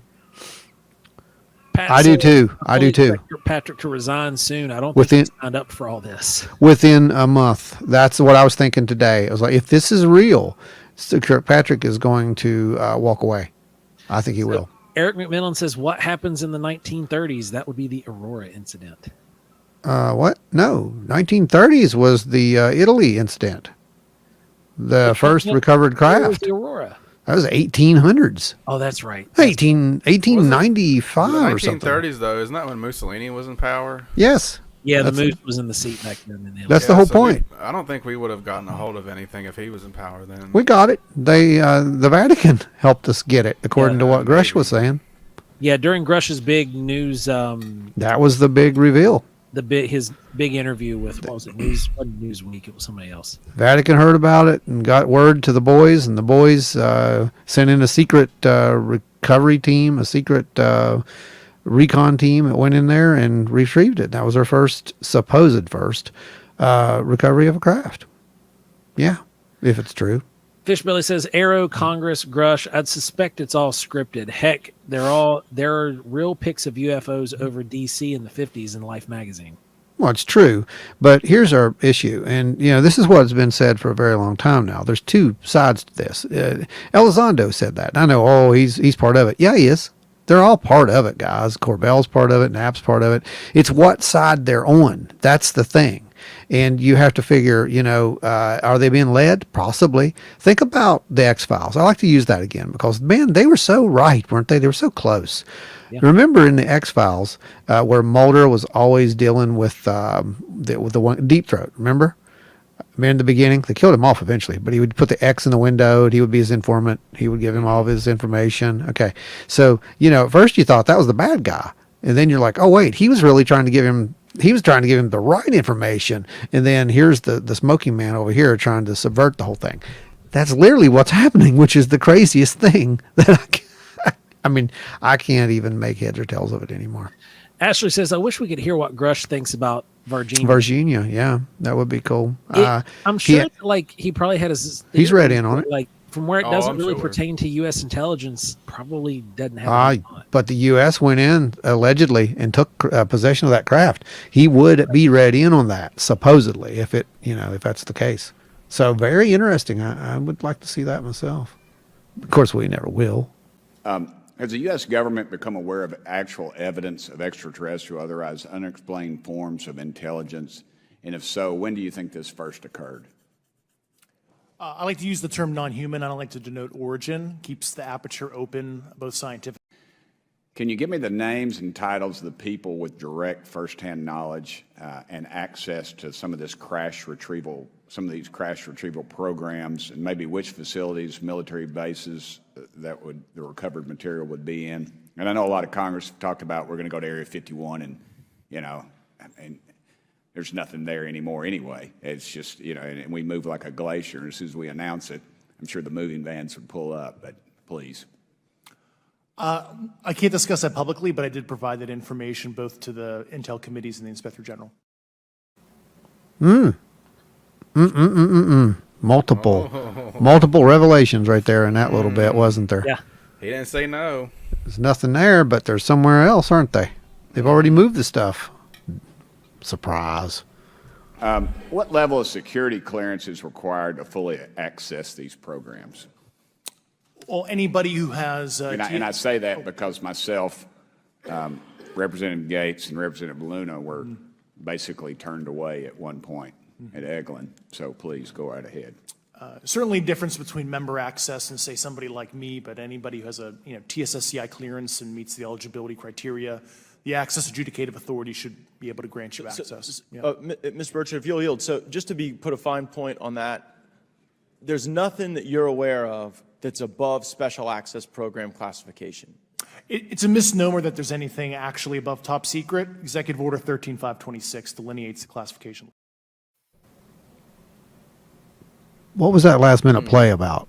Just to say there's nothing above top secret? Like what? I didn't get that. I didn't get where that came from or what it was about. Well, the question that was asked was basically why are we being told? Yeah. Because we're allegedly sitting at the top of the pecking order. Why are we being turned away and told that we can't see it? Right.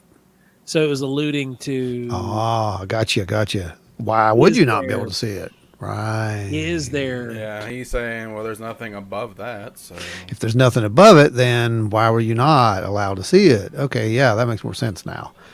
Thanks. That cleared it up. See, that's why we're doing this show, because there's little things like that people are just like, and they're important little things in the whole context of the stuff.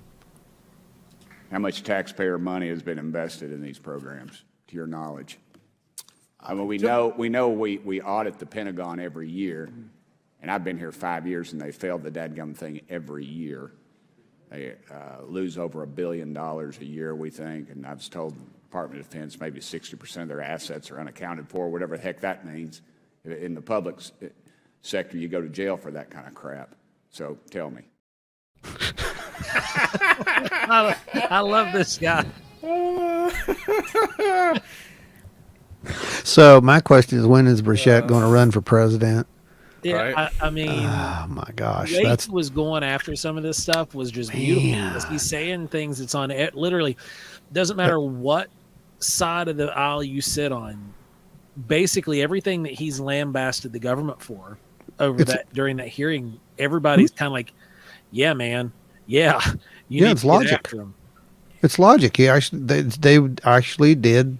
So that's why I see this not being some kind of ruse, because these guys, Congress, are like, they've had it. I mean, and we kind of saw that building a couple years ago when they had their secret meeting, remember? And a couple of them broke away and was like, we got to tell people this is going on. There's more. What we got? Theresa? Theresa says, I'm not sure I like non-human, as it closes several possibilities, but I've been reading some weird stuff lately, so maybe I'm biased. Well, you know. In your experience, what data should the Aero program prioritize for potential collection? We have, location, date, time, but are there other specific characteristics that should be included in these reports? Certainly. I think that there's two categories that would be important. One would be kinematics and understanding the specifics of how the vehicle or objects are moving. And the second would be a more zoomed out approach of being able to look at origin and destination before the incident, as well as getting a better contextual understanding of how these objects are interacting with each other. And they're not doing that? So we're going to hit this one real quick. Virgil, we normally try to stick to relevant comments here in the thread, but, we love the British until you start telling me that beans are an acceptable breakfast food with toast. What in the world? I've never tried that. Is it actually good? Baked beans? Maybe, but not for breakfast. Wait, baked beans? Yeah, it's like baked beans. It's like Hunt's makes them. They come out of a can. You just pour them on the toast. I could totally eat that. Why could you not eat that? That sounds delicious. And, I've had I'm pinto beans and cornbread for breakfast 76 before. My way out of this one. No, I think that sounds good. For real. I actually have, I think that sounds great. That sounds awesome. Makes me want an English muffin now. Now, so have we considered if Grush is perhaps a contactee? He really is risking his whole life by coming forward. What's his gain? There has to be a reason. Okay, great question. Yeah, absolutely great. And I'm wondering about this too. And why I say this actually he alluded to it, I think, in the beginning. Why I say this, the only reason I say this is because if we recall what happened with Gary Nolan, Gary came out and was telling everybody, you know, about his work and all this, and, you know, I've done this and I've done that. And then all of a sudden, boom, he comes out and says, oh, by the way, I've had actual contact experiences. I've seen gray aliens, I think like 6 times or something. Had a UFO experience at a very young age, has seen things. I mean, it was just like, wait a minute. This all makes... So if that's the case, Ashley, then we'll talk. We'll talk somewhere else because I don't want to speculate too much. I'm not wanting to speculate too much either, but I think honestly that this hits close to home for him specifically because if you remember early in the hearing, they asked if you knew anybody that had been injured. Right. And he says a few more things too. Yes, personally, right. And that could be why he's coming forward. Whoever it is he knows could have been injured to the point of death. They could have been injured mortally or near mortally and left in a state of ruin where basically their bodies, they're either a vegetable or they're paraplegic. Something's wrong. They develop some sort of cancer. Yeah, it could have been near field exposure. It could have, right, near field exposure of some sort, could have fried their brain and they're not the same person anymore. So he's trying to come out, use his levels of classification and his authorities to step out and like say, hey, look, I'm waving the flag here. You guys better listen. Yeah. But last week, White House NSC spokesman John Kirby stated that UAPs are having an impact on our training ranges and need to be treated as a legitimate issue. Do you concur with his statements? That's for each of you. Yes. Yes. So they're over our training ranges. We just got that on the official record. Yeah. We've heard this multiple times, right? But we've also heard not only they're on over our training ranges, we heard earlier they are in the skies pretty much all the time. Yeah, that's there's a lot to digest here. We're going to do that after the show, at the end of the hearing. So Zakia says, I agree with you, Theresa. It could be future humans, but I suspect he's using the term non-human based on the beings that have been seen. I think you're correct there, based off what he's said. Theresa says that's true. It's hard to label something that we have no idea what it is. Right. Then baked beans are awful no matter what time of day it is. Yes, sir. Oh, come on. You just got to bake them right. What's wrong with you guys? Kelly says gas all day equals beans on toast for breakfast. I'm so glad everybody's in my corner. No, I keep hearing this thing about beans and gas. It's never done that to me. I don't understand. Well, it gives you gas, Ron. No, not like that. Not what you're thinking. Okay. Pat says I'm going to have nightmares about that statement. Beans puppet is coming your way. That's what he said he was going to have a nightmare about. Oh gosh. Then, or is a non-human, or he is a non. Oh, see, that's what we were saying about Lou Elizondo too. Like maybe he's one of them. Hey. Good point. A type of vengeance in his eyes. You can see, yeah, he does have that kind of vengeance in his, like he's on this is reckoning. Yeah. That's exactly what it is. It's reckoning. And I at first had attributed it to, well, he's more going after Kirkpatrick because, remember, he was there and Kirkpatrick came in and pretty much just took his job. I mean, that's kind of what happened, right? Because he was a member. He was in AATIP. He did the job. And then that office was kind of disbanded and handed over to Aero. And we heard to watch to see if he ever licks his eyeball. He doesn't. But when that happened, I remember thinking, like, wow, that was a fast transition of power. Adam Good says Joe needs a kick in his beans. Joke's on you, Adam. I'm into that stuff. Oh man. Jeez. Okay. He said it for me. Disturbing. Okay.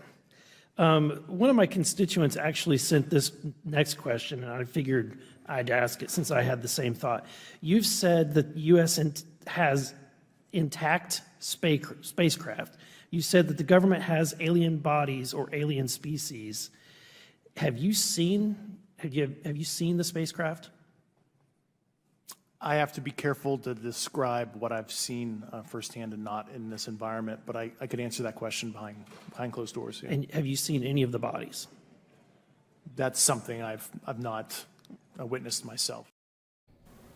So this is my favorite part of the whole hearing, by the way. This guy, if you watch, you're going to see the stages of grief.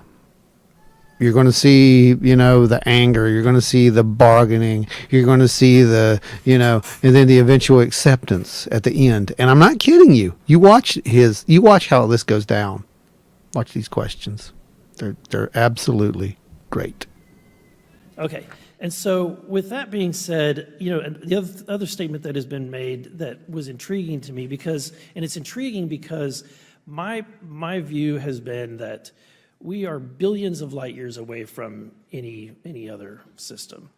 And the concept that an alien species that's technologically advanced enough to travel billions of light years gets here and somehow is incompetent enough to not survive Earth or crashes is something that I find a little bit far-fetched. And with that being said, you have mentioned that there's interdimensional potential. Could you expound on that? He can't even understand the first part, and he wants him to explain quantum physics. Well, the best part about that is that says that he doesn't understand how something could travel that far and be incompetent enough to crash.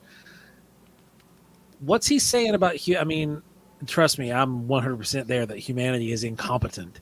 But we crash stuff on a regular basis and kill needlessly with these training exercises sometimes where a helicopter will just bite the dust and 16 or so people will be killed in the mess. Well, remember when we crashed in vehicles, you've got people driving constantly and there's all these accidents. It's going to happen. Accidents happen. We crashed one of the vehicles on Mars. Remember that? We accidentally flipped it over, and it took us forever to get it flipped back over. Yeah. Yep. See you guys at Hawking Hills. Absolutely. Oh, absolutely. Can't wait to touch base with you. Absolutely. Meanwhile, we drive our cars and aren't at all competent enough to not crash. Okay. Ashley says that's a good question, though. That's a basic question that skeptics always throw out there. It really is. But that was my whole point. Mm-hmm. That was the whole point. It's like he's reading the same script. That's the beautiful part about it. Wibbly wobbly timey wimey happens, man. Ha! Kelly says he clearly doesn't drive in Ohio. Ashley, we love you. All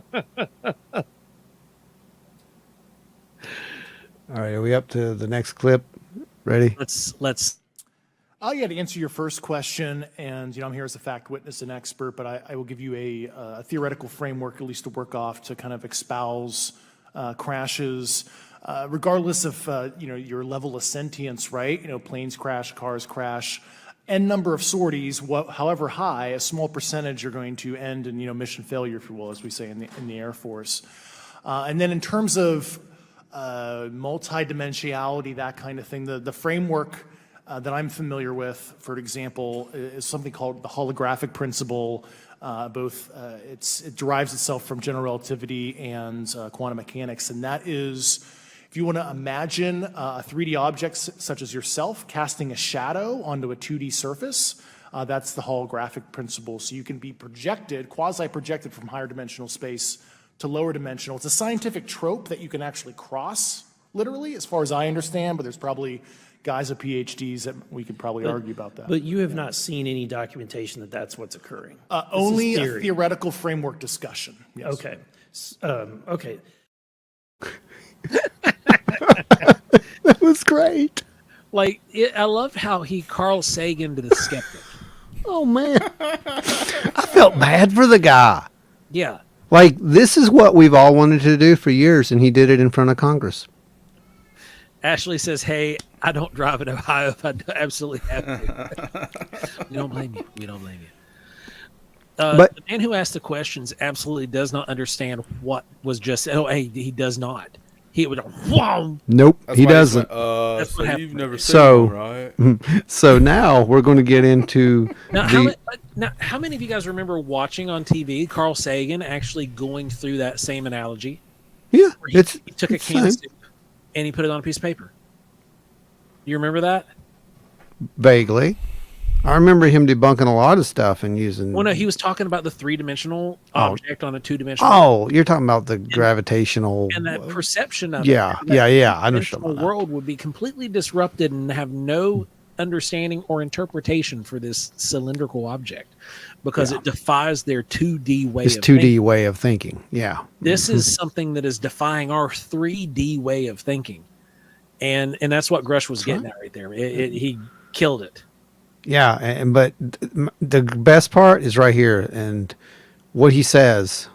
He just won a popularity contest to be there and ask questions, not an IQ test. Yeah, that's true. I bet he won't be jumping up to ask, know-it-all questions next time. That's for sure. But It's one of my favorites by Sagan. It's one of the best analogies that, and I use that even from. Would it be safe to say that there could be a scenario today where you have an aircraft that crashes, and because it's been involved in one program from one federal agency, and but the agency that retrieves it is not aware of that program, and to them it appears alien in origin? I mean, that's a hypothetical situation. I'm not aware of any historical situation that would match that you described. So You're not aware, it has not happened that you're aware of? that I'm aware of. Would I didn't mean to cut you off. I hit the No, button by accident. You're good. But yeah, I mean, this guy just keeps trying. He tries. Bless his heart, like they say in the South. He tries. Occam's razor is that these aircraft have they been identified that they are being produced by domestic military and contractors? Is there any evidence that that's what's being recovered? Not to my knowledge. Plus, the recoveries predate a lot of our advanced programs that I previously am witting of. So Talk about Roswell. Yeah, and that was the eventual acceptance. He's just like, okay, I'm done at this point. And if you can't, if you haven't been able to tell, the gentleman to his left keeps looking up. He's looking at the time clock because he knows, he's like, how much longer are we going to have to sit through this? Because he is just asking he's wasting our time. It's wasting the hearings time. Mm-hmm. And he's next to Matt. Well, he's right. I mean, that's exactly what it was. You could tell Even he the didn't looks have any he's given, questions. he's like, my God, man, you are dense. It's true. It's absolutely true. I'm trying to find 60. Put them all out of order for me here. All right. Several months ago, my office received a protected disclosure from Eglin Air Force Base indicating that there was a UAP incident that required my attention. I sought a briefing regarding that episode and brought with me Congressman Burchett and Congresswoman Luna. We asked to see any of the evidence that had been taken by flight crew in this endeavor and to observe any radar signature as well as to meet with the flight crew. We were not afforded access to all of the flight crew. And initially, we were not afforded access to images and to radar. Thereafter, we had a bit of a discussion about how authorities flow in the United States of America, and we did see the image. And we did meet with one member of the flight crew who took the image. The image was of something that I am not able to attach to any human capability, either from the United States or from any of our adversaries. And I'm somewhat informed on the matter, having served on the Armed Services Committee for 7 years, having served on the committee that oversees DARPA and advanced technologies for several years. When we spoke with the flight crew, and when he showed us the photo that he'd taken, I asked why the video wasn't engaged, why we didn't have a FLIR system that worked. Here's what he said. They were out on a test mission that day over the Gulf of Mexico, and when you're on a test mission, you're supposed to have clear airspace. Not supposed to be anything that shows up. And they saw a sequence of 4 craft in a clear diamond formation for which there is a radar sequence that I alone have observed in the United States Congress. One of the pilots goes to check out that diamond formation and sees a large floating, what I can only describe as an orb. Again, like I said, not of any human capability that I'm aware of. And when he approached, he said that his radar went down. He said that his FLIR system malfunctioned and that he had to manually take this image from one of the lenses, and it was not automated in collection as you would typically see in a test mission. Did you see Burleson off to his right, just looking at him like, yeah. You guys go check out Deuster this Sunday at 7 p.m. over on Encrypted Encounters. Night, buddy. Good having you on. absolutely, thanks, dude. I just want to say, Gates looks like he's in the middle of transforming into a werewolf. Like, that hair and his permanently arched eyebrows, they're always up like this. What is it about people with permanently arched eyebrows? And I'm sorry that I don't have perfect hair anymore. Well, you're not a pastor anymore. That's true. That's true. That's why. I think you got to have crazy. Yeah, you got to have the crazy hair, right? And that's how it works. Either that or you're an ancient astronaut theorist. It's one of the two. So, all right, 62. Okay, thank you. I have a few questions for Mr. Graves. What percentage of UAP sightings, in your belief, go unreported by our pilots? This is an approximation based off of my personal experience speaking with a number of pilots, but I would estimate we're somewhere near 5% reporting, perhaps. So like 95% basically don't report seeing UAPs. That's just my personal estimate. 95%. And it's not just pilots, guys. Wrong stats. Well, of course it's not just pilots. It's everybody. I mean, you know this as well as I do. We conduct the poll every time we go out and do it, thanks to, Stanton Friedman, who basically said, hey, I used to do this. And I'm like, you know what? That's a brilliant idea. Yeah. Let's do it. And that's why we do our little quiz at the beginning of every one of our lectures right there. Yep. And it's very telling. Very telling. We usually don't have people at that very last part. How many have reported it? Almost nobody. It used to be like, I think Stanton said it was like out of a whole room, maybe 10 people would raise their hand. Yeah, because the question starts off with how many people have had an experience. And then half the room will raise their hand. How many people told a friend? Some of those hands will drop. How many of you guys actually reported it to an investigator or an official source? You're left with maybe 5 or 6 hands in the air out of an entire room of people. Yeah, it's true. It's true. Okay. You've stated that the government is in possession of potentially non-human spacecraft. Based on your experience and extensive conversations with experts, do you believe our government has made contact with intelligent extraterrestrials? Something I can't discuss in public setting. Pay attention to what was just said right there. That was the most revealing clip during the whole 2 hours, in my opinion. That little part right there. I'm going to play it again. I want you to listen. Listen to the words verbatim, what she says. Theresa, You've stated that the government is in possession of potentially non-human spacecraft. Based on your experience and extensive conversations with experts, do you believe our government has made contact with intelligent extraterrestrials? Something I can't discuss in public setting. Something I can't discuss at the moment. Not in public setting. Not in public setting. But she also said something very important right there. Extraterrestrial. That's the second time in this where he actually answered a question about extraterrestrials. That's important. Theresa, I think I know some guys that have a website where you could file a report. I'm not sure, though. But it might be wildandweirdwd.com. Maybe. Just maybe. Oh, that's funny. And Shane says, that sounds like a yes to me. Yeah. Very much. If you watch his eyes. That was a yes. if you watch his eyebrows are raised the entire time. He wants to say something. He does want to say something. We can watch it again. It's a very short clip. Ashley says, I got to run. I'll catch you guys next live. And if not, I'll see you at the festival. Absolutely. We're actually, next week's live won't happen because we'll be at the festival. We might actually broadcast live from there. It depends on the internet strength. We'll see what happens. Okay. You've stated that the government is in possession of potentially non-human spacecraft. Based on your experience and extensive conversations with experts, do you believe our government has made contact with intelligent extraterrestrials? Something I can't discuss in public setting. Yeah, see the eyes, you're right. Now, what's really funny is out of all the things that this man can discuss, he can't discuss the fact that the government may or may not have initiated contact. Oh, yeah. How many of you guys were in Pittsburgh there, or not Pittsburgh, Kicksburg over the weekend when we, that was one of the big discussions there. That's, yeah. Mm-hmm.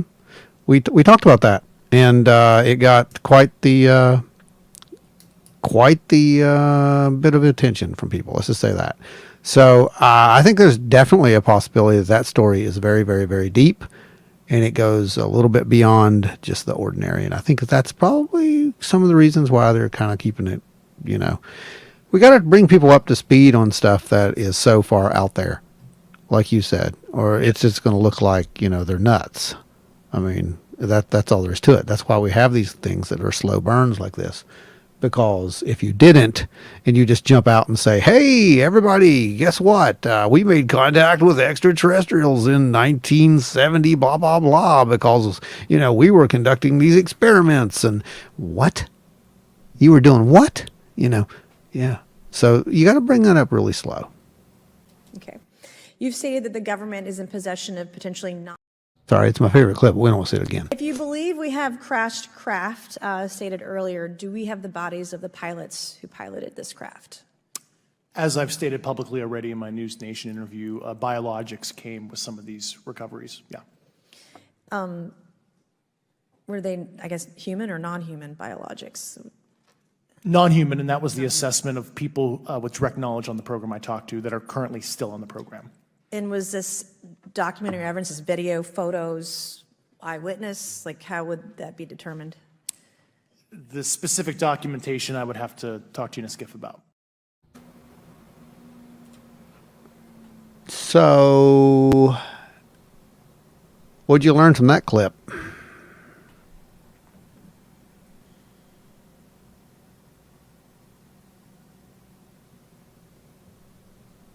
You there?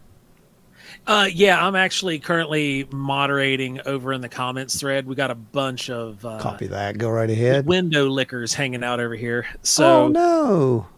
So I'm over here taking care of that at the moment. You guys keep it on. I'm dropping the band hammers. You can go right ahead. Yeah, we don't do that here.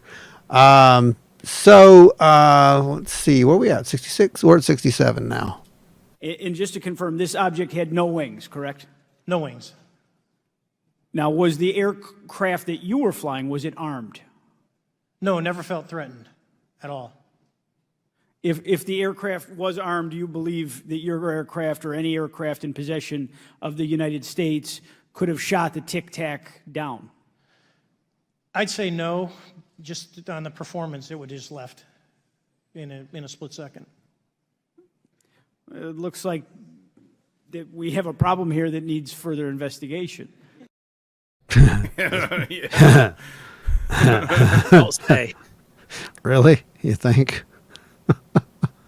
Man, we still have people who don't believe in fossils are real. I don't think this is going to change a lot of people's minds about aliens. No, you're right, man. You're 100% right. You're going to believe it or you're not. But the thing is, it opens it up to a wider audience. And, like I said, we've got our people who believe whatever they want to believe. Here's the thing, guys. I want to make this really clear. It's the same thing we say at our presentations. We're not here to make you believe anything. Again, we do not care. This is the data that was brought to us yesterday, and over 112,000 people watched this, by the way, as while it was being recorded. It's now been on, I think, worldwide. It's in the papers. I actually brought the paper home. Oh, I lost it. It's actually in the papers. You know, this made news, and we are not here to tell you this is not a religion. Joe's not, you know, the preacher over there going to interpret it for you. When I ask him when I ask him for his opinion, that's because he actually does know what he's talking about when it comes to some of this stuff. We actually worship Bigfoot here. That's right. We had our Bigfoot worship last weekend. Oh yeah, I forgot about the Bigfoot worship. Yeah, that was great. That was awesome. Anyway, carrying on. In your belief, is this flying Tic Tac? I mean, is it capable of being the product of any other nation on the earth? No, I said, like I said earlier, I think it defies current material science and the ability to develop that much propulsion. And I know there's been some physicists that have done calculations, which is beyond anything that we have. He's talking about Michio Kaku right there, by the way, because I watched that, and the amount of power is ridiculous that it would be needed to do what that thing did. Well, either the United States has an adversary here in this world that we don't know, or we really have some serious investigations to do. I really appreciate you being here. I don't know why everything has to be an adversary. I want to address that really quick. We've kind of talked about this before. Money, exactly. Money. Right.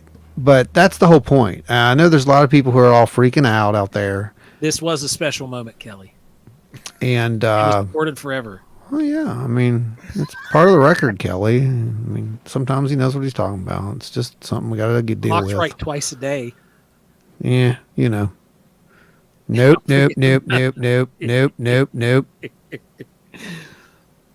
Okay, anyway. Oh, boy. So, yeah, anyway, I think we've covered that, the fact that it's just not ours. But they still go on. They still want more further clarification. Yeah. Is there anything else about the November 14th, 2004 incident that you think is important for this committee to know that you haven't been asked here today?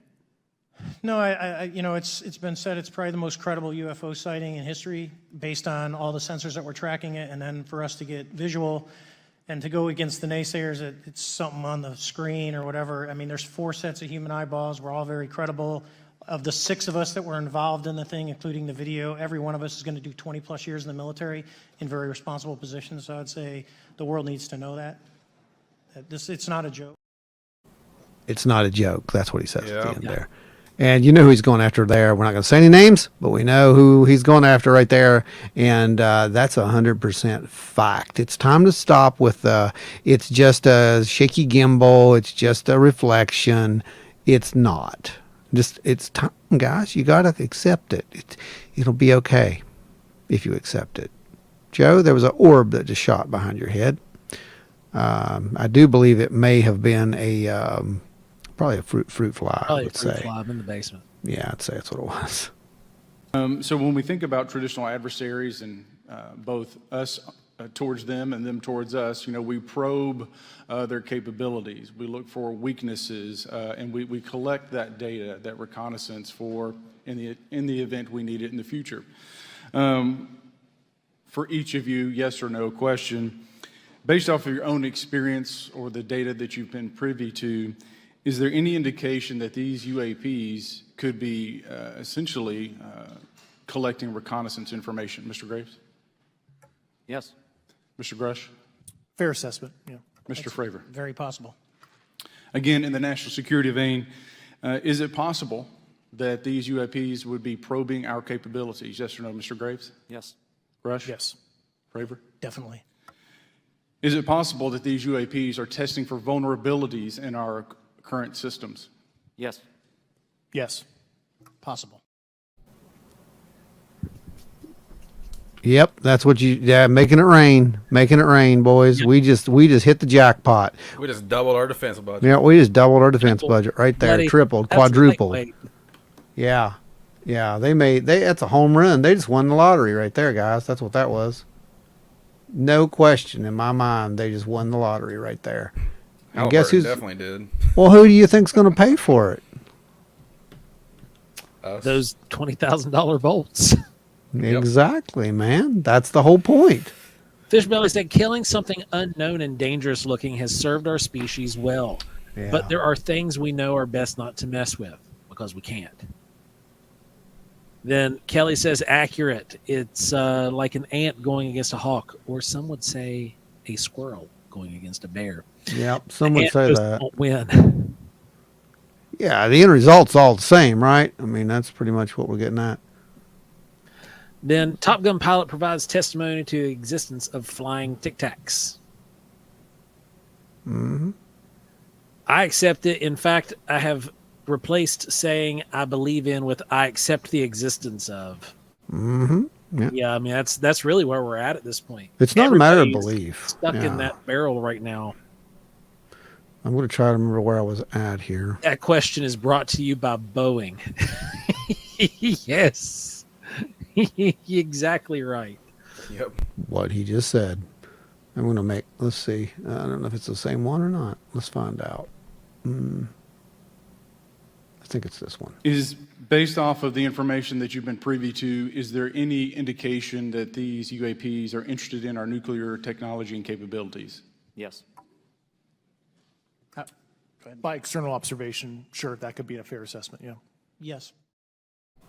A couple of those guys were like right on the buzzer. They thought they were playing Jeopardy. Yeah. I mean, did you see that? It was just like, you gonna go? Yeah, 100%. They're stopping our nukes. Well, you know, I mean, it's happened. Yep. As members of Congress, we have a responsibility to maintain oversight and be aware of these activities so that, if appropriate, we take action. I would encourage the chairman to demand that we have any and all, but in particular Mr. Grush, talk to us in a skiff. And if that access is denied, I will personally volunteer to initiate the Holman Rule against any personnel or any program or any agency that denies access to Congress. Yeah. Wow, that's serious. I love it. That's serious. They're being tenacious with this. It's the greatest thing to see. Yeah, that's seriously serious. That cuts funding to any organization, literally, like you're done. Yeah. In other words, if it were to say a certain 3-letter organization, they would be gone. Yeah. Chris says, hey, I was late to the party tonight. I'm very curious why it took so long for a whistleblower to speak out. Well, we saw what the first whistleblower went through in the 80s. Yep. And And they still don't believe him. And they still don't believe him. And now we're sitting here in this position where we have a Congress that seemingly wants to listen to this argument for whatever reason. So I say we take advantage of it and run with it. Yeah, It right. makes me wonder if Bob wasn't invited or if he's just done talking about it right now. Oh, he's done. He was invited. Was he? Mhm. Yeah. Not by them, but he was invited, yes. So, at Chris, the whistleblowers have now been given protection by government for speaking out, whereas they didn't have it before. That's true. These whistleblowers are now protected by Official. an act that was put in place, whereas before they could have been put in jail Mhm. because they had to sign NDAs or it was classified information, like was mentioned at the very beginning of this, but Chris, you were out, that all of the videos and pictures of UAPs that are in the government's hands are all marked and labeled as classified. And that's one of the things that this committee is aiming to release to the public. By the way, there are several clips that I did not get to put in here because there's over 80 clips. But there is also mentioned in the interview where he does state that he had seen one of the UAP that was shot down during the whole first of the year, the balloon incidents. Yep. And there's no reason that it should not be made public, according to him. So, yeah, just wanted to throw that out there. Mr. Grush, I might have asked this before, but I want to make sure. Do you have any personal knowledge of someone who's possibly been injured working on legacy? And do that first. This is a long one. In World War II, isolated Pacific Islanders worshipped planes they saw fly over. Are we now the Islanders? Yeah, we're a cargo cult now. All right, we ready on that one? Yep, run. Mr. Grush, I might have asked this before, but I want to make sure. Do you have any personal knowledge of someone who's possibly been injured working on legacy UAP reverse engineering? Yes. Okay. How were they injured? Is it something like a radioactive type situation or something we didn't understand? I've heard people talk about Havana syndrome type incidences. What was your recollection of that? I can't get into specifics, but you could imagine assessing an unknown unknown. There's a lot of potentialities you can't fully prepare for. Yeah. Are you aware of any individuals that are participating in reverse engineering programs for non-terrestrial craft? Personally, yes. Do you know any that would be willing to testify if there were protections for them? Certainly closed door and assurances that breaking their NDA, they're not going to get administratively punished for so. Oh, boy, that would be interesting. Right? So, what were you guys asking earlier? Yeah, there it is. Mm-hmm. They would be willing to speak behind closed doors, and given the fact that their NDAs would not cause them to face administrative action. Mm-hmm. Mm-hmm. So basically, speak. Right. Exactly. So basically, what they're saying is, yeah, but no repercussions. That's what we're hearing, right? There's got to be a level of protection. It's got to be a level of protection, and I would imagine that that's also probably a physical protection. Oh yeah. Yeah. Let's go to this one.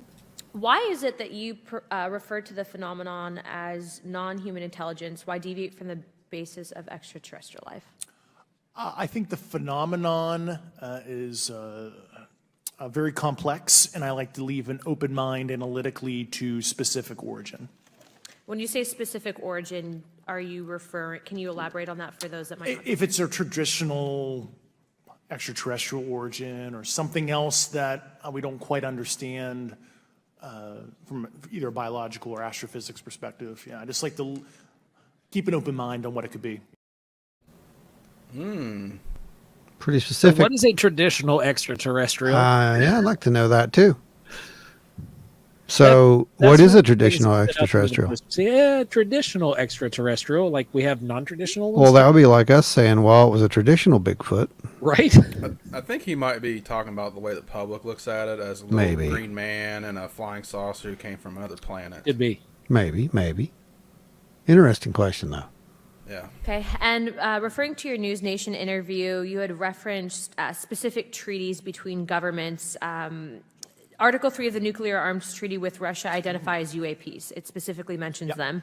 To your knowledge, are there safety measures in place with foreign governments or other superpowers to avoid an escalatory situation in the event that a UAP malevolent event occurs? Yeah, you're referring to actual public treaty in the UN Register.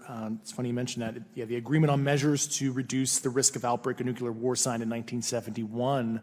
Unclassified treaty publicly available. And if you cite the George Washington University National Security Archives, you will find the declassified in 2013 specific provisions in the specific red line flash message traffic with the specific codes pursuant to Article 3 and Article, also Situation 2, which is in the previously classified NSA archive. What I would recommend, and I tried to get access, but I got a wall of silence at the White House, was those specific incidents when those message traffic was used. I think some scholarship on that would open the door to a further investigation using those publicly available information. Good Lord. Now, I want you to think about what was just said. Yeah. You think about what was just said. Yes. And for real, this is one where this is not speculation. I want you to break this down. And because I got a pretty good idea what they just said. malevolent attack, basically. That's what they just said. ID4 type attack. Basically saying that if it occurred, that the nations would not decide to nuke each other or accidentally cause a nuclear proliferation. I think I might know what incident they're talking about. Which one? I can't remember if this was before 1971 or not, but there was one point where Russia thought that we were sending a nuke over. I remember that. And That last was second, the guy canceled it for some reason. Yeah. Yes. I do remember that. I can't remember if that was prior to 71 or not. It was, but I'm pretty sure it was. Covered that one on the show. Well, In the I don't. history or the. I don't think so. It wasn't. This wasn't UFO related. This. I mean, it wasn't Could it have UFO been, related. though? Yeah, that's what I'm saying. I don't know. We need to look back into that. But there's a definite possibility that could be what it was. It was determined that it was a malfunctioning circuit or something, and it showed like multiple launches, as I recall. Could be. Yeah, that's interesting, Brandon. That's interesting. Well, I'm glad I didn't come up with that theory. Anyway. Next clip. I'll have to watch What is the most vivid, concrete sighting with the naked eye of the objects that you described before, the cube-like objects? Certainly. I think the most vivid sighting of that would have been near midair that we had at the entrance to our working area. One of these objects was completely stationary at the exact entrance to our working areas, not only geographically but also at altitude. So it was right where all the jets are going, essentially, on the eastern seaboard. The two aircraft flew within about 50 feet of the object, and that was a very close visual sighting. God, that's super 50 close feet, to my boys. brain. Yeah. Man. 50 feet. What he was mentioning was when he says near midair, that means near midair collision. Yeah. Yeah. I mean, there would have been warning alarms going off from the collision Yeah, alarms 50 going feet, off. you would definitely think you're about to hit that thing. Yep. Yep. Yep. Because I felt that my colleagues did not have a way to mitigate this safety threat, and I wanted to help them. I was trained as an aviation safety officer by the Navy, and this seemed, it just felt right. I felt like I had to help the folks that were still flying and dealing with this. Mr. Grush. Purely a sense of duty. I first swore an oath when I was a cadet 18 years ago, and I still uphold that even out of the uniform. Commander. I was pestered by a friend, and I asked why, and he said, "You're the one person that they can't discredit, and you'll add credibility to the New York Times article." And so after about 6 times, I said, "Okay." Honest. Yeah. This town isn't made, unfortunately, by people like y'all. We thank y'all. And I do want to also thank the people in the audience and the people that are watching this that can't be, people all over the world that have kept this issue alive. You've endured criticism and derogatory remarks, and we're trying to get to the bottom of it. And so God bless y'all. Thank y'all so much. We really appreciate you guys and gals. Wow. He loves us. He loves us, everyone.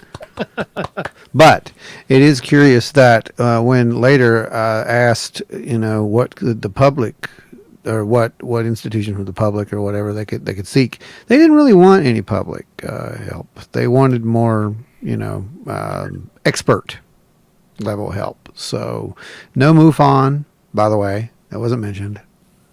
There wasn't anyone mentioned, actually. It was just them, basically. For me, I was an accident investigator, so the biggest thing that you learn, and I think that witnesses need to do is, one, don't try and make the fish bigger than it was. Stick to the facts, write it down, and don't speculate what you think it is because it will sway your decision. Just write the facts down. We can get all the facts together, and we can start to investigate and get a real honest story instead of, it was this big. He's right. Huh? I hear that before. Yeah, right? Yeah. We get a lot of those there toward the closing, actually. Thank you all, and I want to thank everybody. We made history today.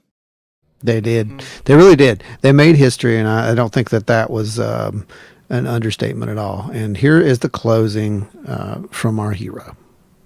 Let me also just say finally that as a teacher and an educator and a longtime teacher and researcher, that I also really believe in following facts, in doing your homework, and making sure that you follow science as we try to give as most information as possible. And so I want to thank you all for agreeing to do that today. Transparency is a cornerstone of government. We live in a vast galaxy, a lot of unanswered questions, and thank you all for being here today. Mr. Chairman. We live in a vast galaxy. I'm just saying, why was that thrown in there? You need to ask yourself, why was that thrown in there? We live in a vast galaxy. So, it's speculation time. And now I'm going to speculate based upon that last little bit that they threw in at the very end for us. See, you noticed that too, Pat? I caught on. He had this sense of relief, but man, if you look over at that girl beside him's face, she was like, oh, God. Yeah. Maybe he had beans on toast for breakfast that day. So it was breakfast time, like right after breakfast time when this hearing started. Yeah, it started at 10 o'clock. Yeah. So yeah, I think that it's interesting that he did use the we live in a vast galaxy thing. It made me immediately think of Ashid and the Galactic Federation that he was talking about there, the Israeli minister. You remember that a couple years back? Yep. And everyone thought, oh, he's just a crazy old man. Well, it's funny how we give these crazy old men so much power, isn't it? I'm just saying, I'm not talking politics, but I'm just saying that, it is what it is. But, I don't think for 1 second that these people are as crazy as they're making them out to be, especially in the light of some of this disclosure, I should say. Yeah. Joe, what do you think's going on? It's time to play the game. Speculation time. Speculation time. I would, if this were a non-live show, you would see it big, bold letters, but here it is. It's speculation. Everything from here on out is speculation. It's not based on data. You don't want to quote us on any of this stuff, and if you do, we'll tell you it was speculation. So have at it. So here's what I think's going on. I think a lot of folks in our comment section have been on the money, and I think that we have been on the money. That there is something coming that we cannot rule out. There's something coming that we're not going to be able to be like, oh no, and just rub it away and say this was nothing. Swamp gas. It was a balloon. Swamp gas. It was a balloon. And what I think is coming is not something that's going to be like a Project Bluebeam rubbish. This is not going to be some like false flag invasion. I have a firm level of distrust for government myself, but we've shown the capacity that we have on a lot of occasions, and I don't think we can get enough people on the same page to agree to do something like that and get it to be pulled off properly. I just don't think we have that capacity just because people are dumb. Anywho, but I think that Grush has a vendetta. I do think that this week we got disclosure. I think that we were given. This wasn't UFO landing on the White House lawn. This was about as close to it as they could get. Your audio's gone.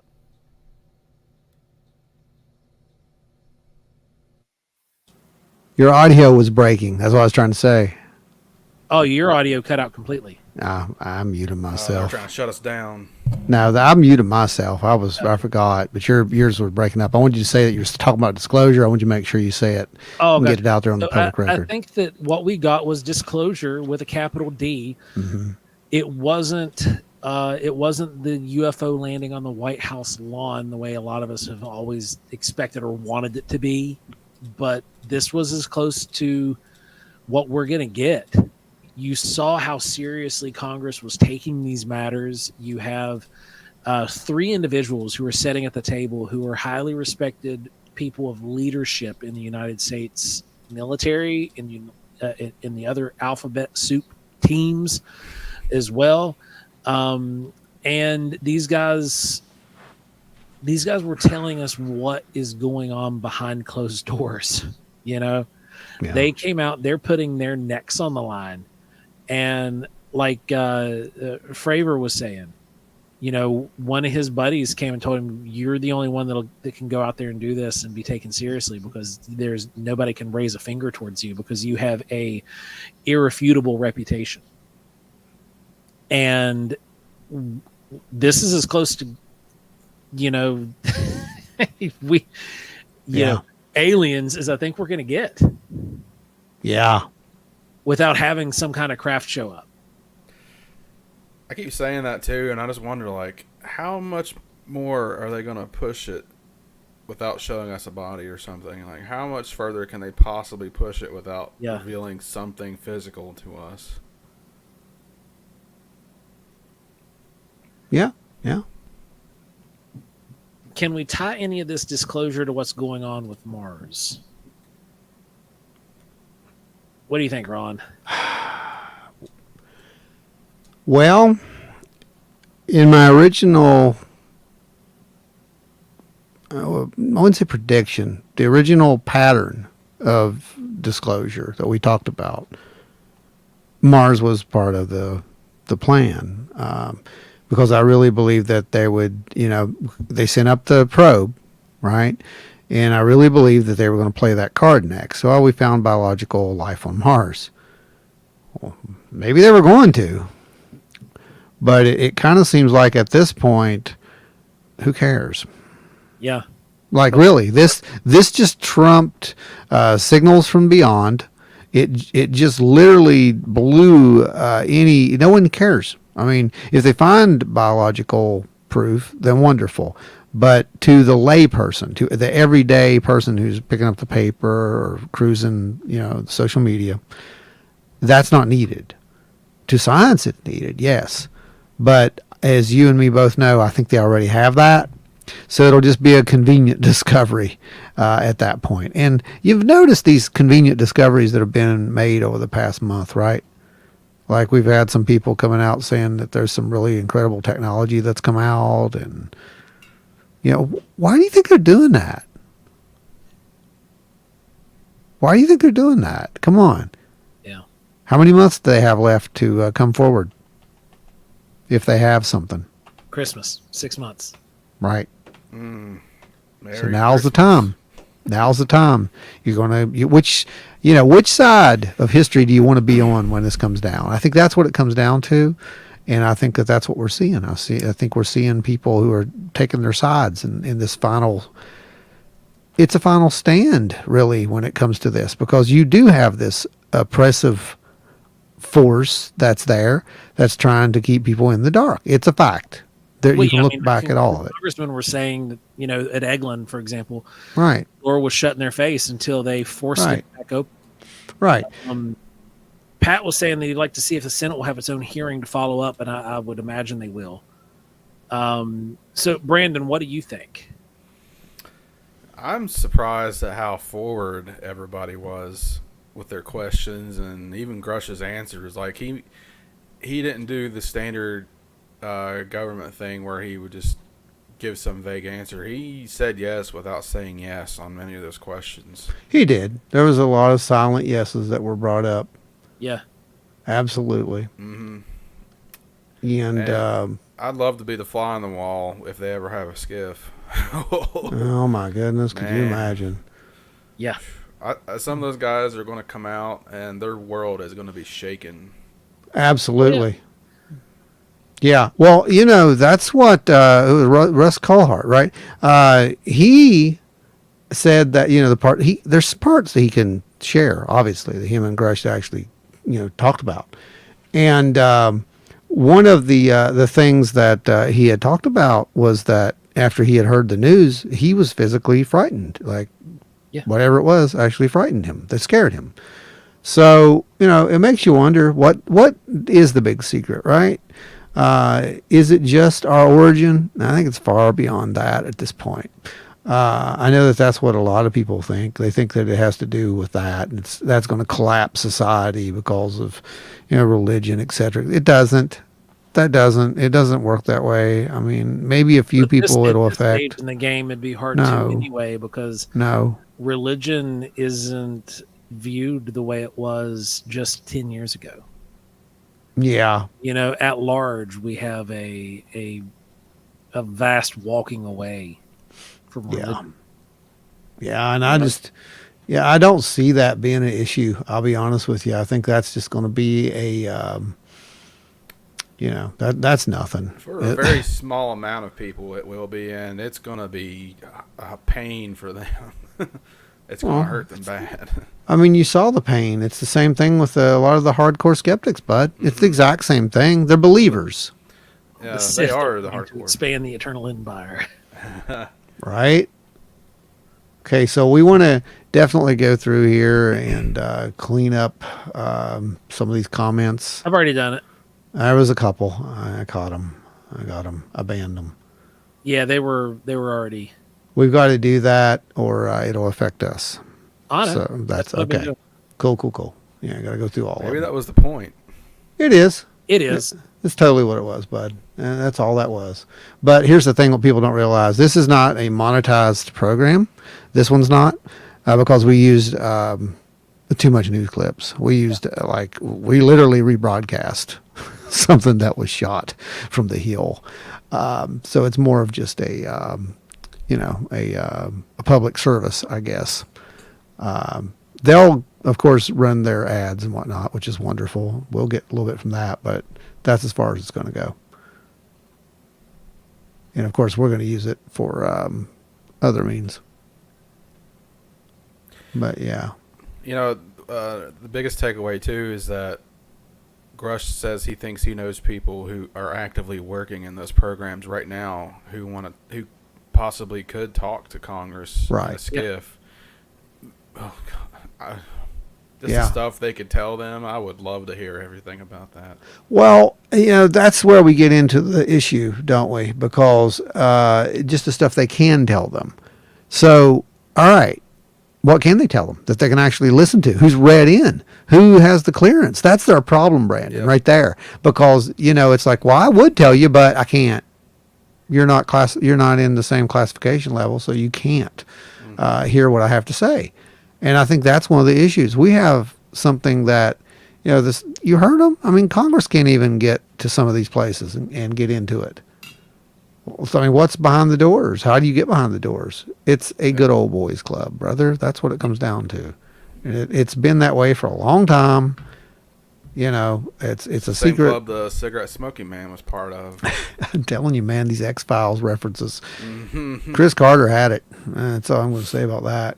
I think Chris Carter was spot on with it. But, yeah, I don't know. I mean, and we've talked about, this potential for an event. Let's just go ahead and address that, because now would be the time. Because we didn't really ever come out and acknowledge that fully. We hinted toward it. We just said we think something may be coming. And that was like 4 or 5 years ago at Flatwoods, because that's where the data was pointing. And now with this, I mean, we're beyond escalation at this point. That was Congress.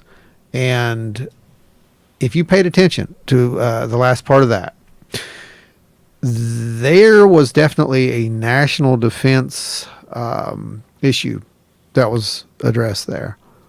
There were national defense concerns. There was a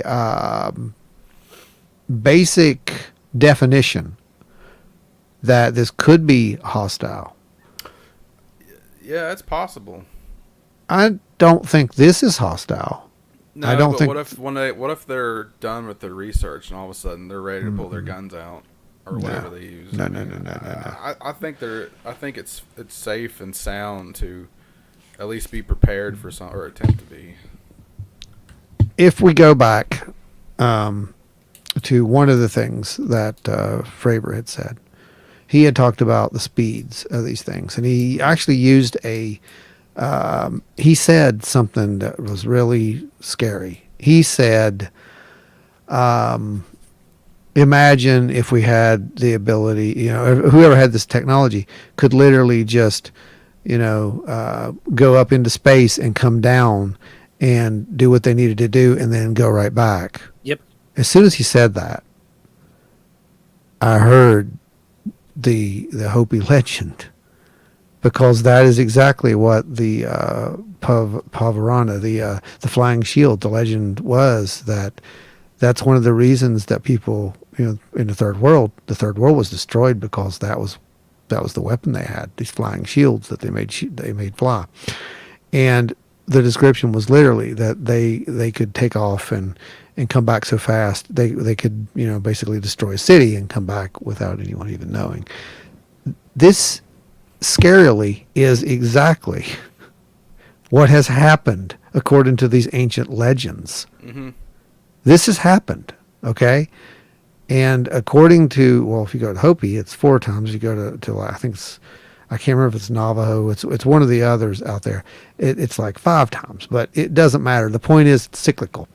We get to this point to where we're almost the cusp, and we do something stupid, and we get smacked back into the dirt, literally, sometimes.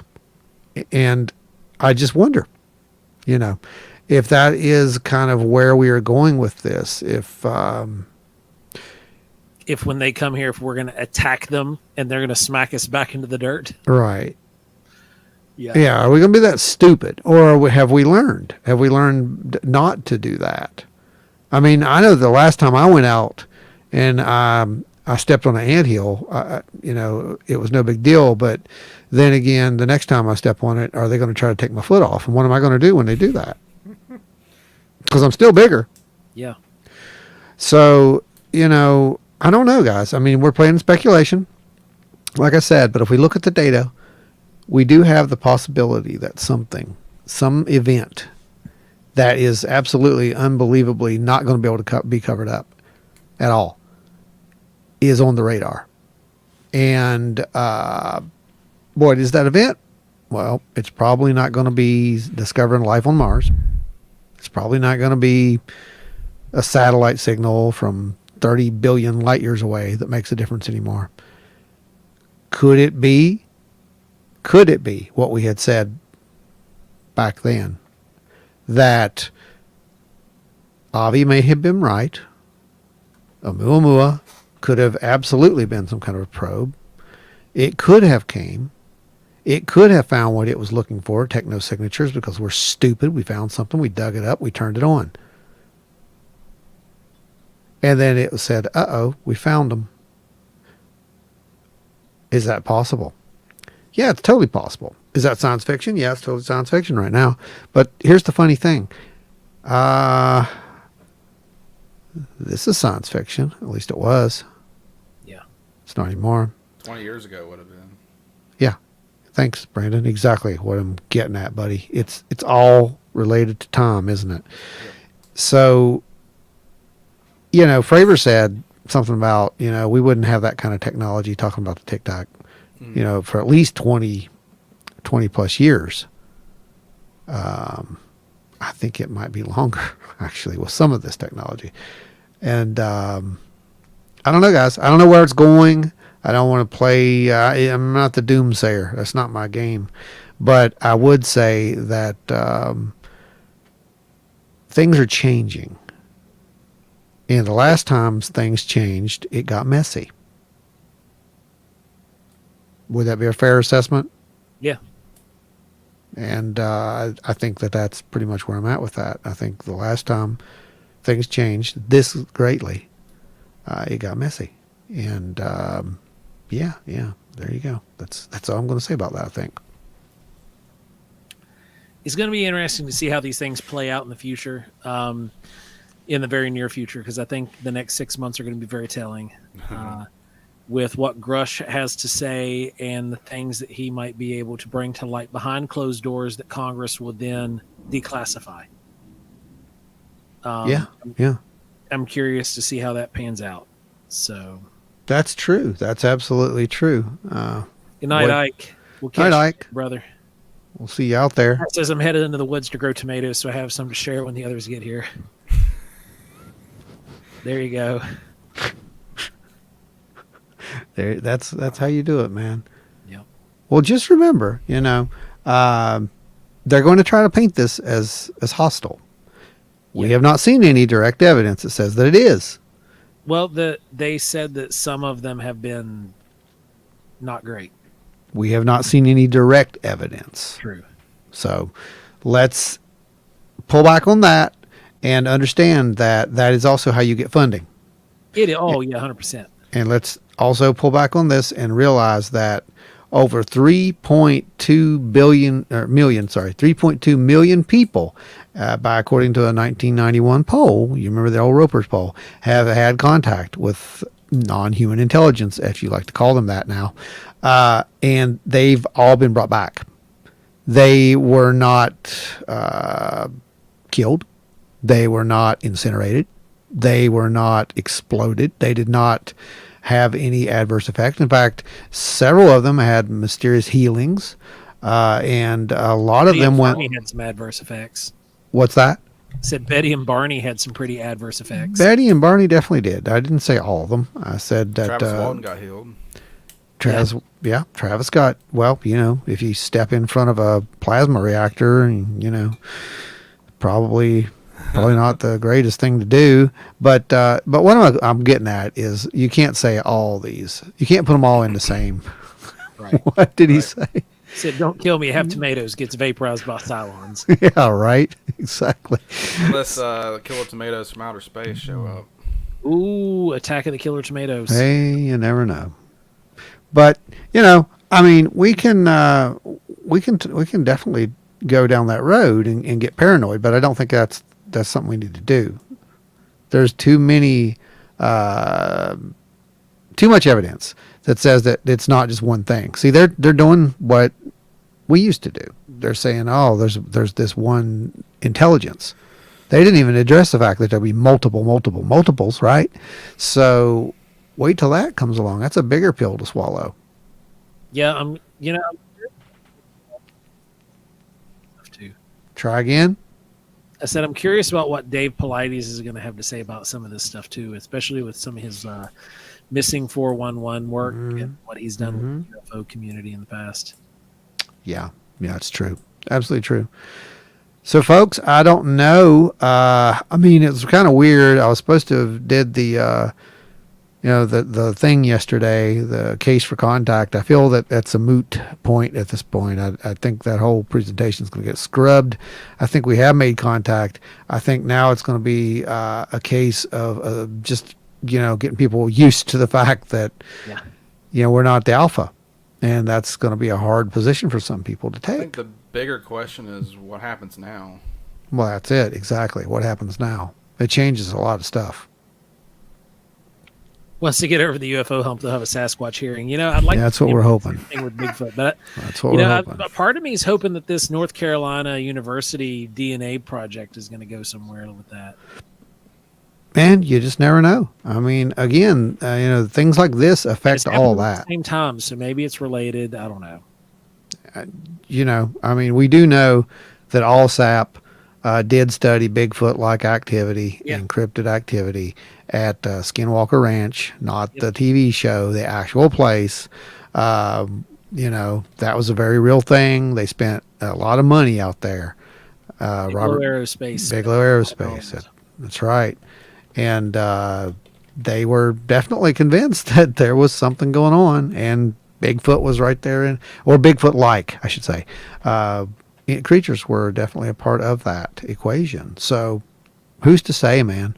I'm of the belief, like, if you've watched any of our stuff, you know that we don't hide from it. It's there. We don't like it sometimes. The data is the data. So what are you going to do with that, We've had to adjust to quite a few weird things. So I'm imagining there's a lot of people going to be adjusting to a lot of weird things, and we look like we're not so weird anymore. We might have to change the name to Wild and Normal Radio. I don't know at this point. Yeah. Whatever normal is. But, I don't know. Joseph, I think we've done a pretty good job dissecting this, cutting it up, and making it a little bit more understandable for everybody. And I hope you guys enjoyed the show. I know I totally enjoyed the show. Why don't you tell them where they're going to be able to find us, what's going on in the near future, and Let's then we get can ready for the wrap this up. down. All right, guys. Yeah. We are going to be at Hawking Hills Bigfoot Festival next weekend. It's going to be a blast. We're going to be there the 4th and 5th. So that's Friday and Saturday of next weekend. You can come hang out with us there in Hawking Hills, Ohio. We're going to be speaking, I think it's on Friday night. And then we're going to be following up with that with Wood Booger Jamboree in John Slack Park. That is going to be a massive back-to-school drive with school supplies. So if you're coming to Wood Booger Jamboree, bring some school supplies with you. We're going to pack them into a trailer or into a bus. Remember, that's free. So yeah, just it's free to attend. Yeah, so bring some school supplies and Help just the local schools out. Yeah, that's what it's about. And all that great stuff. We can't wait to be a part of that and make a massive donation of school supplies in the name of Bigfoot. Then we're going to be... God, it has become Bigfoot worship. The crap. Right? Then the week after that, you can catch us at Cryptid Bash 3. We're going to be in Hicko, West Virginia. That's going to be a fun time. Come hang out there. It's at a brewery. Then we got some time off, and then we will be Flatwoods Monster Convention in it because September 9th, then the Mothman Festival. The Flatwoods Monster Convention, September 9th of this year. It's going to be at the Days Inn and Suites at Flatwoods, West Virginia. We've got an amazing lineup of speakers featuring Stan Gordon. We've got Ray Zamansky. We've got who else we got? We got Andrew and Dave. Dave coming. But the big deal right now is Zamansky right here promising that he's going to drop some massive truth bomb. I think he's got something that he's going to be sharing there at the convention, exclusive. Man, we couldn't have picked a better year to do this. Oh, right. Like everything. No, it's the literal year of disclosure, and here we are having a UFO convention in the town where we basically had a UFO crash. Yeah, it's crazy. It's we've got that going on. Those are where you can catch us the next little bit. Then, if you want to help support Wild and Weird Radio and keep it free for eons to come, you can become one of our super chatters yourself, make donations to the show, or we can just send you some stuff. You can buy some things straight from us from the shows or at the website. You can find us out and about, get some things, and we like that kind of exchange. We'll give you something, and you get to take it home, set it on your mantle, hang it on your wall, however you want to do it. And we love you guys. You all are absolutely amazing. The supporters that we have got from here, the community that we've built is fantastic. And man, for a live show, I think this one tops the record books, man. Man, I'm going to go check the numbers while you guys are here because this has been pretty remarkable. I'll just tell you that. I don't know if we broke any records or not, but has to be close. It's going to be close. Let me check. Oh, you got your books in? Oh, yep. Analytics. How's your shipping gone on those? Pretty good.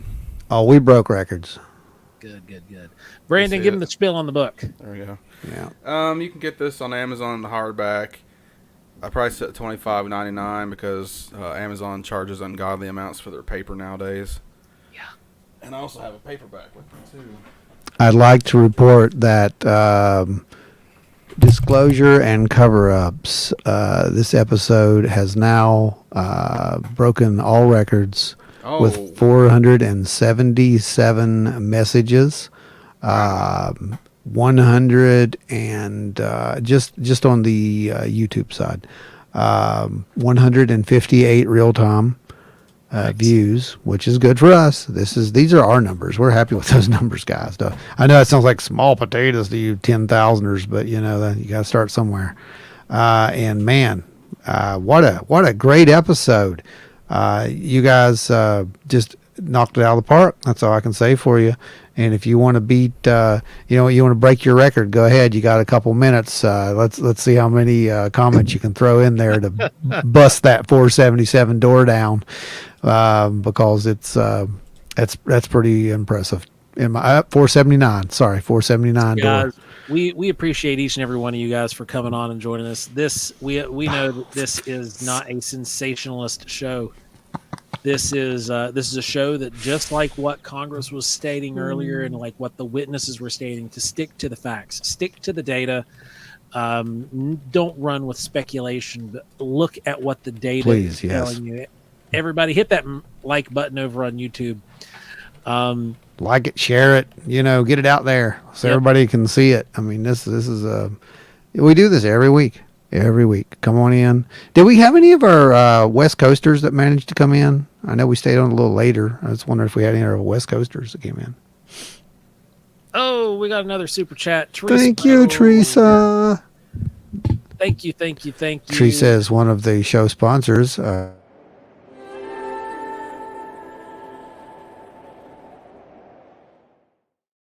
And has now been blessed by the Sky Daddy. That's wonderful. Thank you. Thanks, Larry. Thanks, Larry. Thanks, brother. We're you guys are awesome. We appreciate every one of you guys for everything you do. Just tuning in and listening and asking questions, getting engaged. It's great to see all you guys hanging out. Well, you put us to work on this one because it was hard to keep up with, that many comments, but we managed to do it.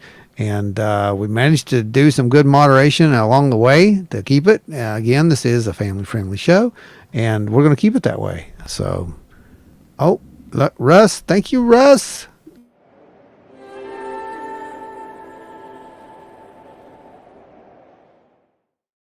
Hang on, is Russ? He has entered the super chatters realm. Okay, that's what I thought. Russ wasn't on there, right? He is now. All right, chatters. Russ. Appreciate you, man. Thank you so much. Bailey, right? Hey, Robert, thanks for jumping on. Good night. We appreciate you being in the house. Thank you, guys. Thank you so much. You guys have absolutely made it worth it. I mean, when I saw this thing, so I saw this thing yesterday morning. I have a lot of stuff I had to do. And I'm like, well, I'm going to record this show. I'm going to record this show, and we're going to somehow turn this around and make it into the live episode.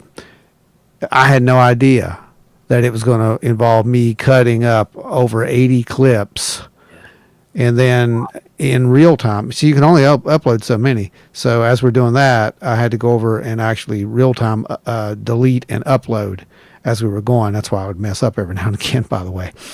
But I knew that it was something we had to do because we put ourselves in that corner before. Every time we've had one of these major things, we did a special report.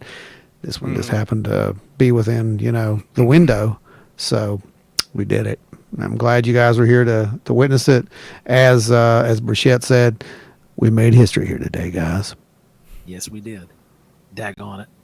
Dadgummit. Dadgummit. We made history here today, guys. Dadgummit. That's it. Right. Respect to Brichette. Respect to those guys. Oh, 100%. 100%. Everybody, thanks for joining us. We've had a great night with you all. You guys, we'll see you. We're going to try. It depends on the internet signal at the hotel next week. We're going to try to broadcast live for a little bit from the hotel so that we still have a chance or still have a live episode for you guys.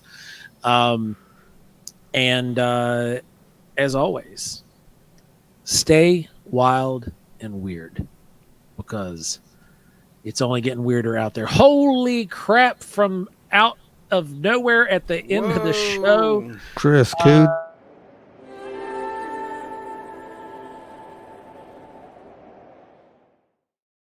I swear, you guys keep doing that. We're just going to keep talking. We're going to be like Brichette. The executive producer level. Yeah, Chris Coots. Let me add you. Hang on. Let me add you. Chris, you're awesome, man. I got to get him added. We appreciate you so much. Thank you. Let me get him. Let me get him added here. I don't want to miss anybody. We will keep it up. And I've got a couple images I need to float your way. By the way, text me on Facebook and remind me of that because I'm going to forget. So everybody, Chris is added.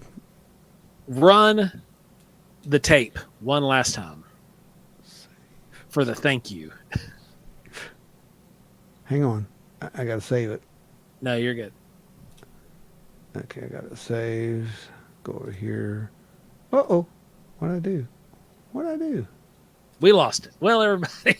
No, it's here. It's here. It's here. It's, Man, if we lost it, I would be absolutely Chris devastated. Coots at executive producer status. We've got Save. Adam Good at executive producer status. There we go. We've got Larry Hose at executive producer status. Yeah, I need to change everybody's position, but yeah. And then I'm going to add you to the web page as well, because I got a little, there's going to be a thing over there. I got to get back into doing that. But when we get unbusy, I don't know when that's going to be. Yeah, it's going to be. It's coming, I hear. I keep working for that, so a breather. You guys it says Chris Coot, but you know what I'm saying, right? It's all good, right, Chris? Chris. Guys, thank you so much for supporting the show, for supporting and keeping it free, because you guys, like, it literally, all the donations that come towards this, we're not pocketing any of it. It's going straight into the show and production of the show. And it's going into the streaming services that cover this broadcast, because this stuff's not free to be able to broadcast the way we're doing it. It's a monthly fee. Oh, yeah. And you guys are covering that. And it's now, we are now currently 2 months down forward, like ahead on payments for the show at this point. And it's fantastic. We appreciate you guys so much for doing those things and supporting and sponsoring the show. Yeah, I guess I'm a coot now. You coot. All right. Guys, thanks again. Remember, stay wild and weird, because it is not getting any more normal out there. Good night, everybody. Live long, etc., etc. You know, there it is.